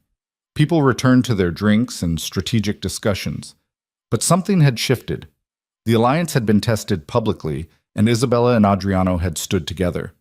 Whatever doubts people had harbored about the marriage being purely strategic were complicated now by the reality they'd witnessed, a partnership that functioned, even if it wasn't built on love. Thank you, Adriano said quietly, as they moved away from the curious eyes, for backing me up. Thank you for giving me the choice to back you up. Isabella's hand found his, not performance now, but genuine connection.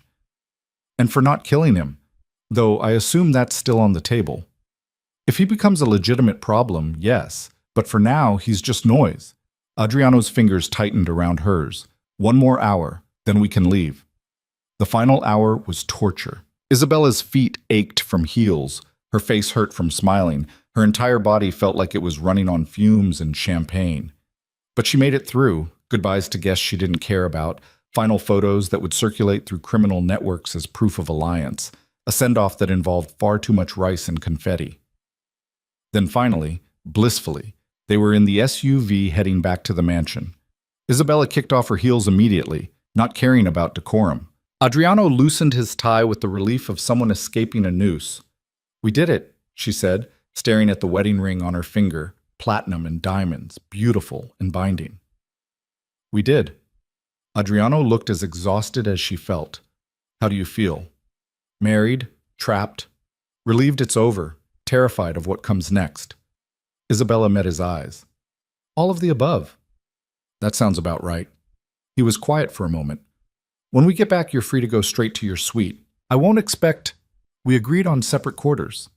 That stands. Thank you. But if you wanted to talk or just sit somewhere that isn't your room or mine, the library is still yours. I won't intrude unless invited. The offer was careful, respectful of boundaries while leaving the door open for connection if she wanted it. Isabella considered rejecting it, maintaining their distance, retreating into her assigned space. But the thought of being alone right now, processing everything that had happened, felt impossible. The library sounds good, she heard herself say. Give me 20 minutes to get out of this dress. Then maybe we could talk about what happens now. about the rules and expectations and how this partnership actually works. 20 minutes, Adriano nodded. I'll open wine. The good stuff, not the show-off bottles for guests. Back at the mansion, Isabella escaped to her suite and struggled out of the wedding dress with Maria's help. The gown was carefully hung, preserved for posterity or photographs or whatever purpose wedding dresses served after they'd completed their binding function. Isabella changed into comfortable clothes, soft pants, a cashmere sweater, and took the key from around her neck.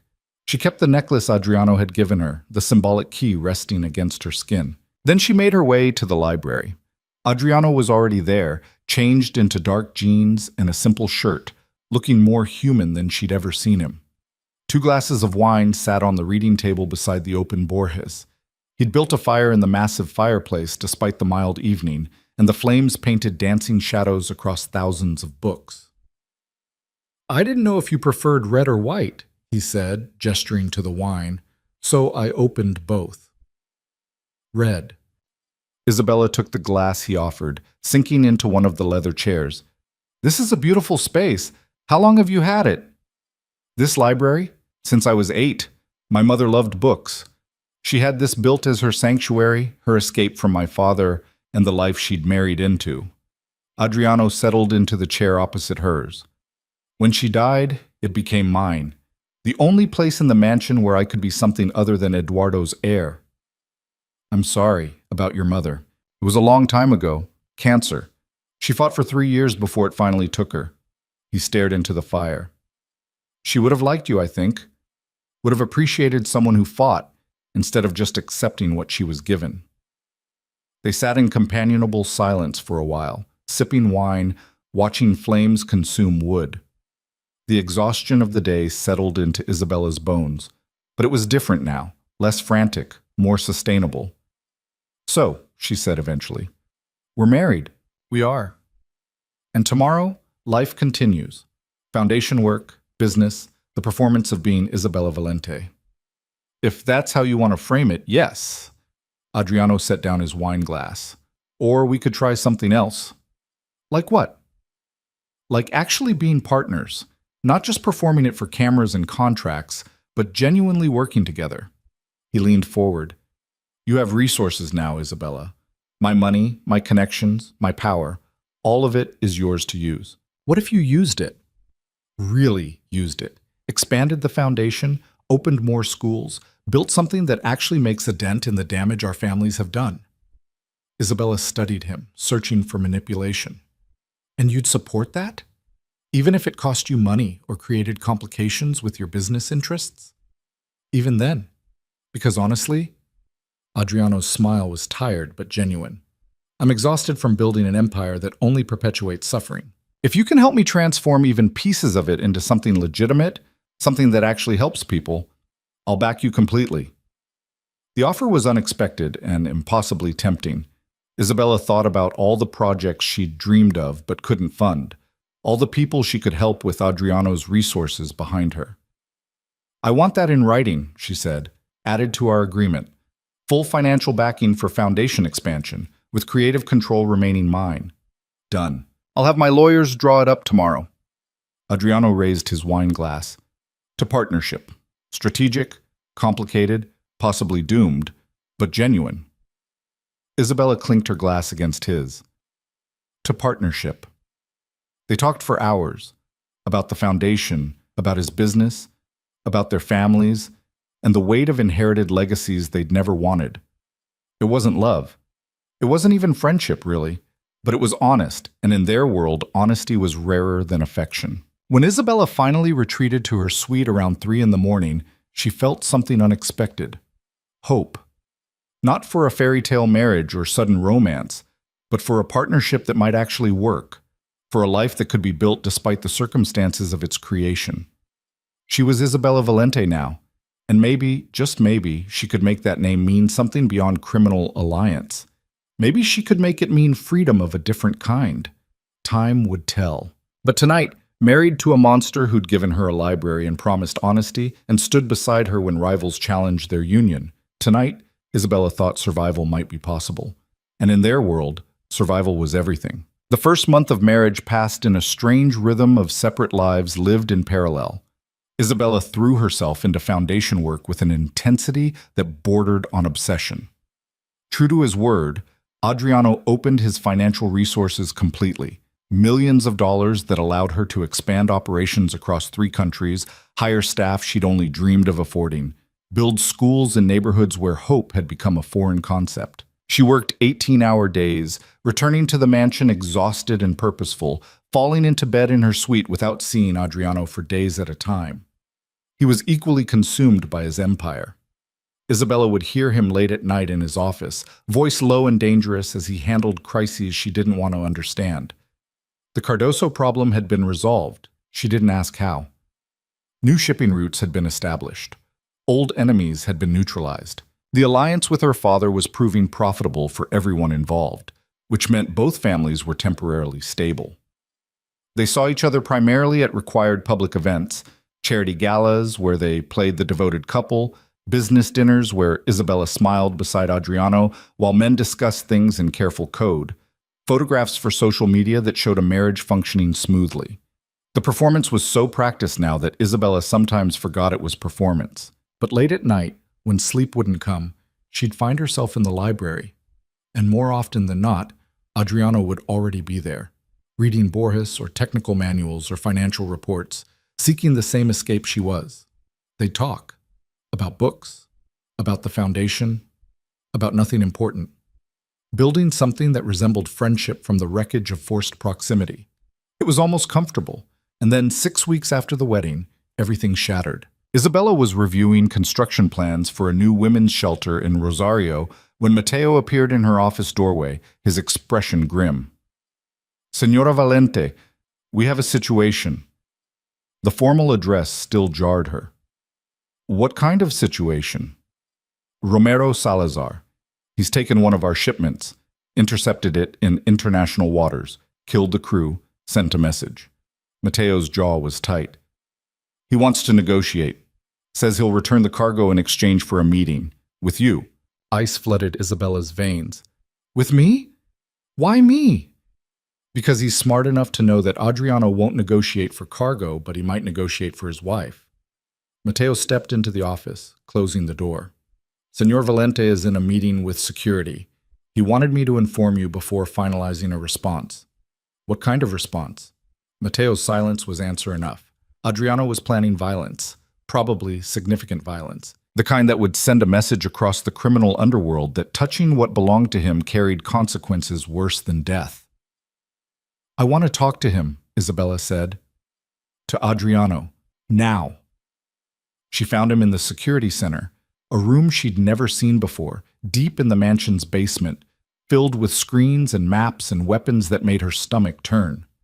Adriano stood at the center of it all, surrounded by men who looked like they killed for a living because they did. "Out," he said when Isabella entered. The room cleared in seconds. They faced each other across tactical maps and satellite imagery, husband and wife separated by plans for war. "Mateo told you," Adriano said. "It wasn't a question. He told me Romero wants to meet with me, and you're planning to kill him for it." "I'm planning to kill him for intercepting my shipment, murdering my crew, and thinking he can use you as leverage." Adriano's voice was arctic. "The meeting request is just additional evidence of his suicidal stupidity." "What if I want to meet with him?" "Absolutely not. You don't get to make that choice for me." "The hell I don't. You're my wife, Isabella. That makes you a target. It also makes you my responsibility. I'm not delivering you to a man who's already proven he'll kill to get what he wants." Adriano moved around the table toward her. "This isn't negotiable." "Everything is negotiable. That was our agreement, remember? Partnership means I get a say in decisions that affect me. Partnership doesn't mean I let you walk into obvious danger just to prove a point about autonomy." Isabella's hands clenched into fists. "Maybe I'm not trying to prove a point. Maybe I'm trying to end this before it escalates into a war that kills dozens of people. Romero wants to meet with me? Fine. Let's meet. In a controlled environment with your security under conditions you set. But at least give him the chance to back down before you turn this into a bloodbath." "He won't back down. Men like Romero don't understand diplomacy. They understand power." Adriano's expression was stone. I appreciate that you want to find a peaceful solution, but this world doesn't work that way. If I don't respond with overwhelming force, I look weak. And weakness in our business gets people killed. And strength gets people killed too. Either way, people die. At least my way, we try conversation first. Isabella stepped closer, refusing to be intimidated by his proximity or his anger. You promised me honesty. You promised partnership. Now prove it. Let me try. They stood there, locked in a battle of wills, the air between them electric with tension and something else, something neither of them wanted to name. If anything happens to you, Adriano said finally, his voice low and dangerous, if he so much as bruises you, I will burn his entire organization to the ground. I will find everyone he's ever cared about, and I will destroy them. I will make what happens to him so horrific that people will tell stories about it for decades. Do you understand? The promise of violence should have terrified her. Instead, Isabella felt something warm unfurl in her chest. The realization that Adriano's protective fury wasn't about property or pride. It was about her. Specifically, her. I understand, she said. Now, set up the meeting. 2 days later, Isabella found herself in a private room at a neutral restaurant in Buenos Aires, expensive enough to ensure privacy, public enough to discourage outright violence. Adriano's security was everywhere, invisible but present. She wore the wire he'd insisted on, the tracking device he'd hidden in her jewelry, carried the panic button disguised as a pen. And across the table sat Romero Salazar, looking smug and dangerous and absolutely certain he'd won something. Isabella. He smiled like they were old friends. You look beautiful. Marriage agrees with you. Cut the pleasantries, Romero. You murdered 6 men to force this meeting. What do you want? His smile widened. Direct. I always appreciated that about you. What I want is simple. Leave Valente. Annul the marriage. Come work with me instead. Isabella laughed, and it sounded harsh even to her own ears. You killed people to ask me to divorce my husband? I killed people to demonstrate that Adriano can't protect you, that his empire has weaknesses, that the alliance he built through your marriage is already crumbling. Romero leaned forward. I'm offering you a better option. Partner with me. Use your foundation connections, your legitimacy, to help me expand into markets Adriano controls.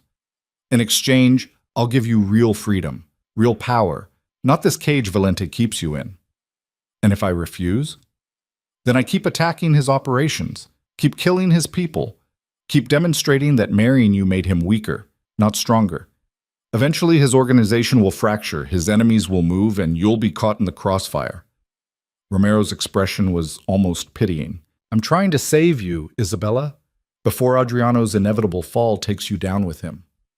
Isabella processed this, understanding the calculation behind it. Romero wasn't trying to save her. He was trying to destabilize Adriano's power by removing the symbol of alliance. Take the wife, break the marriage, shatter the merger between families. Here's what's going to happen, Isabella said calmly. You're going to return Adriano's cargo. You're going to compensate the families of the men you killed, and you're going to disappear from Argentina for at least a year, maybe longer. Romero's smile faded. And why would I do any of that? Because if you don't, I'll personally ensure that every law enforcement agency in South America receives detailed information about your operations. Shipping routes, distribution networks, corrupt officials on your payroll, all of it. Isabella's voice was steel wrapped in silk. You think I'm just a trophy wife? I've spent 6 weeks with complete access to Adriano's resources and intelligence networks. I know things about your organization that would put you in prison for life, or get you killed by rivals who'd love to know where your vulnerabilities are. The color drained from Romero's face. You're bluffing. Am I? Isabella pulled out her phone and showed him a file.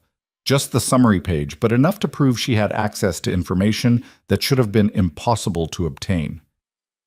I'm Adriano's wife. That means I have his power now. And unlike him, I'm not constrained by the rules of your world. I don't care about looking weak or maintaining reputation through violence. I care about ending threats to my life and my work. She leaned forward, matching his earlier posture. So here's the deal, Romero. You back off, or I destroy you. Not with bullets, with information. I'll dismantle your empire piece by piece, using the legal system and your own enemies. and you'll spend whatever life you have left in a cell or running from people who want you dead for all the secrets I exposed." Romero stared at her, and Isabella could see the calculation happening behind his eyes. He'd expected a victim to intimidate or seduce. Instead, he'd found someone who'd learned to weaponize the very power structure he operated within. "This isn't over," he said finally. "Yes, it is. You just haven't accepted it yet." Isabella stood. "You have 24 hours to return the cargo and leave Argentina. After that, the information goes public. Choose wisely." She walked out of the restaurant with her head high, her hands steady, her heart hammering so hard she thought it might break through her ribs. The moment she reached the SUV where Adriano waited, the adrenaline crashed and she started shaking. He pulled her inside, his hands framing her face, his eyes searching hers for injury. "Are you hurt? Did he touch you?" "I'm fine. I'm okay." Isabella's teeth were chattering despite the warm evening. I think I just threatened a crime lord with legal warfare." Adriano's expression shifted from concern to something like awe. "You what?" She explained the conversation, her threat, Romero's reaction. As she talked, Adriano's smile grew, not his cold business smile, but something genuine and almost proud. "You're incredible," he said when she finished. "Absolutely incredible. I've been planning a military operation to eliminate him, and you just negotiated his surrender using information and leverage. Did I overstep? I had access to the intelligence files, and I thought, you thought strategically and used available resources to neutralize a threat without unnecessary bloodshed. That's exactly what a partner should do."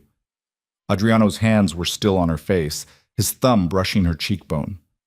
"I'm sorry I doubted you. I should have trusted that you could handle yourself." The moment stretched between them, charged with something neither had acknowledged until now. They were close enough that Isabella could see flecks of gold in his dark eyes, could feel his breath against her skin, could sense the careful control he was maintaining. "Adriano," she whispered. "Tell me to stop," he said quietly. "Tell me this is still just strategy and partnership, and I'll let go right now." Isabella should have told him to stop, should have maintained their careful distance, protected herself from the complication of actual feelings in an arrangement built on necessity. Instead, she kissed him. It was nothing like their wedding kiss. That had been performance, obligation. This was deliberate choice, genuine want, the culmination of 6 weeks of late-night conversations and growing respect, and the undeniable pull between two people who'd started as enemies and become something else entirely. Adriano responded immediately, one hand sliding into her hair while the other wrapped around her waist, pulling her closer. The kiss deepened, and Isabella felt 6 weeks of tension and denial and careful control shatter into something raw and real. When they finally broke apart, both breathing hard, Adriano rested his forehead against hers. "That was," he started. "A complication," Isabella finished. "A beautiful complication." His smile was soft, vulnerable in a way she'd never seen. "What do we do about it?" "I don't know. Our marriage was supposed to be strategic, convenient, safe because there were no real feelings involved." "And now?" Isabella pulled back enough to meet his eyes. "Now I think we're in trouble, because somewhere between the library conversations and the partnership negotiations and you giving me resources to build something good, I started actually caring about you. Not as a strategic ally, as a person." I started caring weeks ago," Adriano admitted. "The moment you stood in that chapel and chose to walk down the aisle, even though I'd given you an out. When you negotiated our agreement like an equal instead of accepting whatever I offered. When you turned my library into a sanctuary and actually used it." He touched her face again, gentle. "I wasn't looking for love, Isabella. I thought I was incapable of it. But apparently I was just waiting for someone brave enough to fight me until I remembered how to be human." The confession hung between them, terrifying and beautiful. "This doesn't fix everything," Isabella said. "You're still a criminal. I'm still trapped in a world I never chose. Our families are still built on blood and violence. I know, but maybe we can build something different, together. Use the power and resources for something beyond just perpetuating suffering." Adriano's voice was quiet. "You've already started with the foundation. What if we expanded that, used my operations to create legitimate businesses, funnel money into communities instead of just extracting from them? actually became the kind of empire that helps instead of hurts? That would take years, decades maybe, and it would make enemies of everyone who profits from the current system. Then we'll fight them, together. He smiled. You've already proven you can threaten crime lords and win. Imagine what we could do as actual partners. Isabella wanted to argue, to point out all the ways this was impossible and naive and doomed to fail. But looking at Adriano, seeing the hope in his eyes, the genuine desire to be better than what he'd inherited, she found herself believing it might actually be possible. Okay, she said, let's try. Let's build something worth protecting. They kissed again, and this time it was a promise. Not of easy love or simple happiness, but of partnership in its truest form. Two people choosing each other despite everything, committing to building something meaningful from the wreckage of forced circumstances. The next 24 hours passed in tense anticipation. Adriano had teams watching Romero's movements, ready to strike if he didn't comply with Isabella's ultimatum. She spent the time preparing the information dump, ensuring that if Romero called her bluff, she could actually follow through. But 18 hours after their meeting, a message arrived. The cargo had been returned, compensation sent to the victims' families, and Romero had boarded a flight to Colombia. He'd surrendered. Isabella Valente, former unwilling bride, current crime lord's wife, future architect of legitimate empire, had won her first real battle. The victory celebration was private, just Isabella and Adriano in the library with expensive wine and the satisfaction of having resolved a crisis without violence. But it marked a turning point in their relationship. They weren't playing at partnership anymore. They were actually building one. Over the following months, their lives shifted in fundamental ways. Adriano began systematically transforming his operations, shutting down the most violent enterprises, investing in legitimate businesses, using his power to protect communities instead of exploiting them. It wasn't fast, and it wasn't easy. Several of his lieutenants objected, requiring careful management and occasionally forced retirement. His father raged from his wheelchair about weakness and betrayal of legacy. But Adriano held firm, with Isabella beside him. She expanded the foundation exponentially, building networks of schools and shelters and job training programs across 3 countries.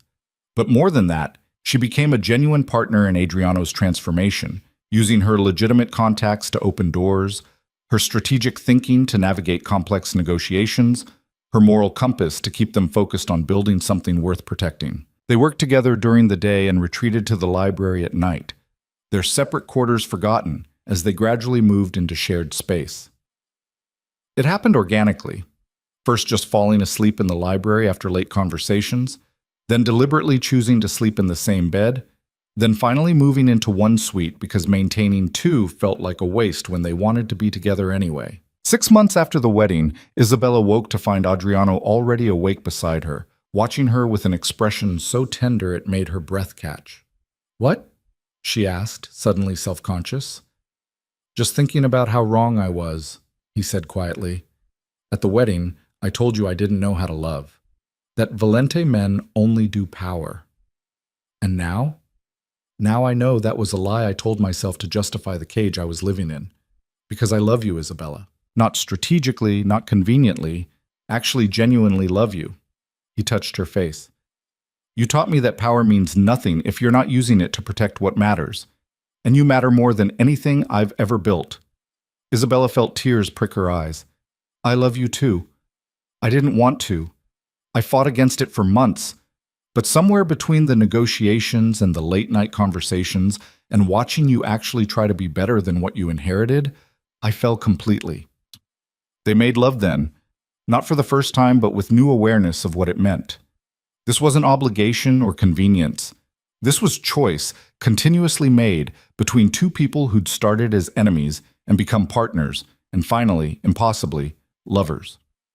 Afterward, tangled together in sheets that cost more than most people's cars, Isabella thought about Eduardo's warning at the rehearsal, that someone would test her, force her to choose between conscience and survival. He'd been right. But what he hadn't anticipated was that the test wouldn't destroy her. It would transform both her and Adriano into something their families had never imagined.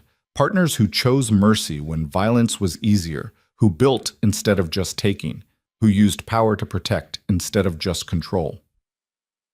8 months after the wedding, Isabella stood in the opening ceremony of their largest foundation project yet, a community center in one of Buenos Aires' most neglected neighborhoods. The building was beautiful, functional, filled with resources that would actually help people escape the cycles of poverty and violence that had defined the area for generations. Adriano stood beside her as she cut the ribbon, and when she looked at him, she saw not the cold crime lord who'd kidnapped her, but the man who'd given her a library and kept his promises, and learned to transform power into purpose. Her father attended the ceremony, though their relationship remained distant and formal. Santiago had never forgiven her for choosing autonomy, for refusing to be the obedient piece in his strategy. But he couldn't deny the success of the alliance or the transformation it had sparked in both families. Eduardo came too, wheeled by his attendant, his damaged body a reminder of mortality and legacy. He studied the community center with calculating eyes, then gestured for Isabella to approach. "You survived," he said when she knelt beside his wheelchair. "More than survived. You've thrived, and somehow convinced my son to do the same." "I didn't convince him of anything. We convinced each other." "Semantics. The point is," Eduardo's rough voice softened slightly, "you've done what I never could. Made him believe the empire could be something other than fear and blood. That's either foolish idealism or genuine genius. Time will tell which." "Maybe it's both," Isabella said. Eduardo laughed, that harsh bark that had once terrified her. "Maybe so. Either way, you've earned your place in this family, the hard way, which is the only way that matters." It was the closest thing to approval she'd ever get from him, and surprisingly, it meant something. That night, back in their shared suite, no longer pretending at separate quarters, no longer hiding what they'd become, Isabella and Adriano reviewed the day's success. 3 more centers like this are scheduled to open next year, she said, scrolling through project plans on her tablet. And the job training programs are showing real results. 43 people placed in legitimate employment last month alone. And the legitimate businesses are actually profitable now, Adriano added. Turns out running ethical operations is harder but more sustainable. Who knew? His smile was self-deprecating. We knew. We just had to prove it. Isabella set down the tablet and moved to where he sat, settling into his lap. Think we can actually do this? Transform an entire empire from criminal enterprise to legitimate force for good? Not overnight, probably not even in our lifetime. But we can start. We can build the foundation, no pun intended, for something better. Adriano's arms wrapped around her. Our children won't have to inherit blood empires. They'll inherit businesses and organizations that actually help people. Children? Isabella raised an eyebrow. We're talking about children now. Eventually, if you want them. If we decide we're ready to inflict our particular brand of complicated on the next generation. He kissed her softly. But no pressure. We have time. They did have time. Years and decades, and a future that was no longer defined by the circumstances that had forced them together, but by the choices they made every day to stay together. 1 year after their wedding, Isabella and Adriano renewed their vows, not because anyone required it, but because they wanted to. A small private ceremony in the library with only Maria and Mateo as witnesses, where they promised each other truth and partnership and love freely given instead of strategically arranged. The rings they exchanged were the same ones from the wedding, but they meant something different now. Not chains, but choices. Not cages, but commitments. Isabella Torres had become Isabella Valente against her will, but she'd chosen to stay Isabella Valente. Chosen the man who'd kidnapped her and then freed her in every way that mattered. Chosen the partnership that had transformed them both from who they'd been forced to be into who they wanted to become. Their empire would never be perfect. There would always be complications from their families' pasts, enemies seeking to exploit weaknesses, hard choices between ideal and practical. But they'd face them together, as equals, as partners who'd learned that power meant nothing without purpose, and that love, real, chosen, hard-fought love, was worth more than any alliance. 2 years after the wedding, Isabella stood on their balcony watching the sun set over Buenos Aires, the city they'd transformed from cage to home. Adriano joined her, wrapping his arms around her from behind, his chin resting on her shoulder. Thinking about anything in particular? He asked. Just how wrong I was. At the beginning. I thought this marriage would destroy me. that being bound to you meant losing myself. And now? Now I know that sometimes the cages we're forced into become the foundations we choose to build on, that power can be transformed into purpose, that love can grow in the strangest places. She turned in his arms to face him. You gave me a library and taught me that escape exists even in captivity. I gave you a reason to be more than what you inherited. We saved each other. We did. Adriano kissed her, soft and sweet and full of promise. And we'll keep saving each other, every day, for the rest of our lives. And they did. Not perfectly, not easily, but genuinely, with the kind of love that was stronger for being chosen rather than assumed, fought for rather than taken for granted, built deliberately from the wreckage of circumstances neither had wanted. Isabella Valente, former prisoner, current partner, always and forever herself, had learned that freedom wasn't always about escaping cages. Sometimes it was about transforming them into homes. And the King of Shadows, who'd thought he could never love, had learned that redemption was possible when you found someone brave enough to fight you into becoming better. Their empire would never be conventional. Their love would never be simple. But it was theirs. Completely, honestly, beautifully theirs. And in their world, that was everything.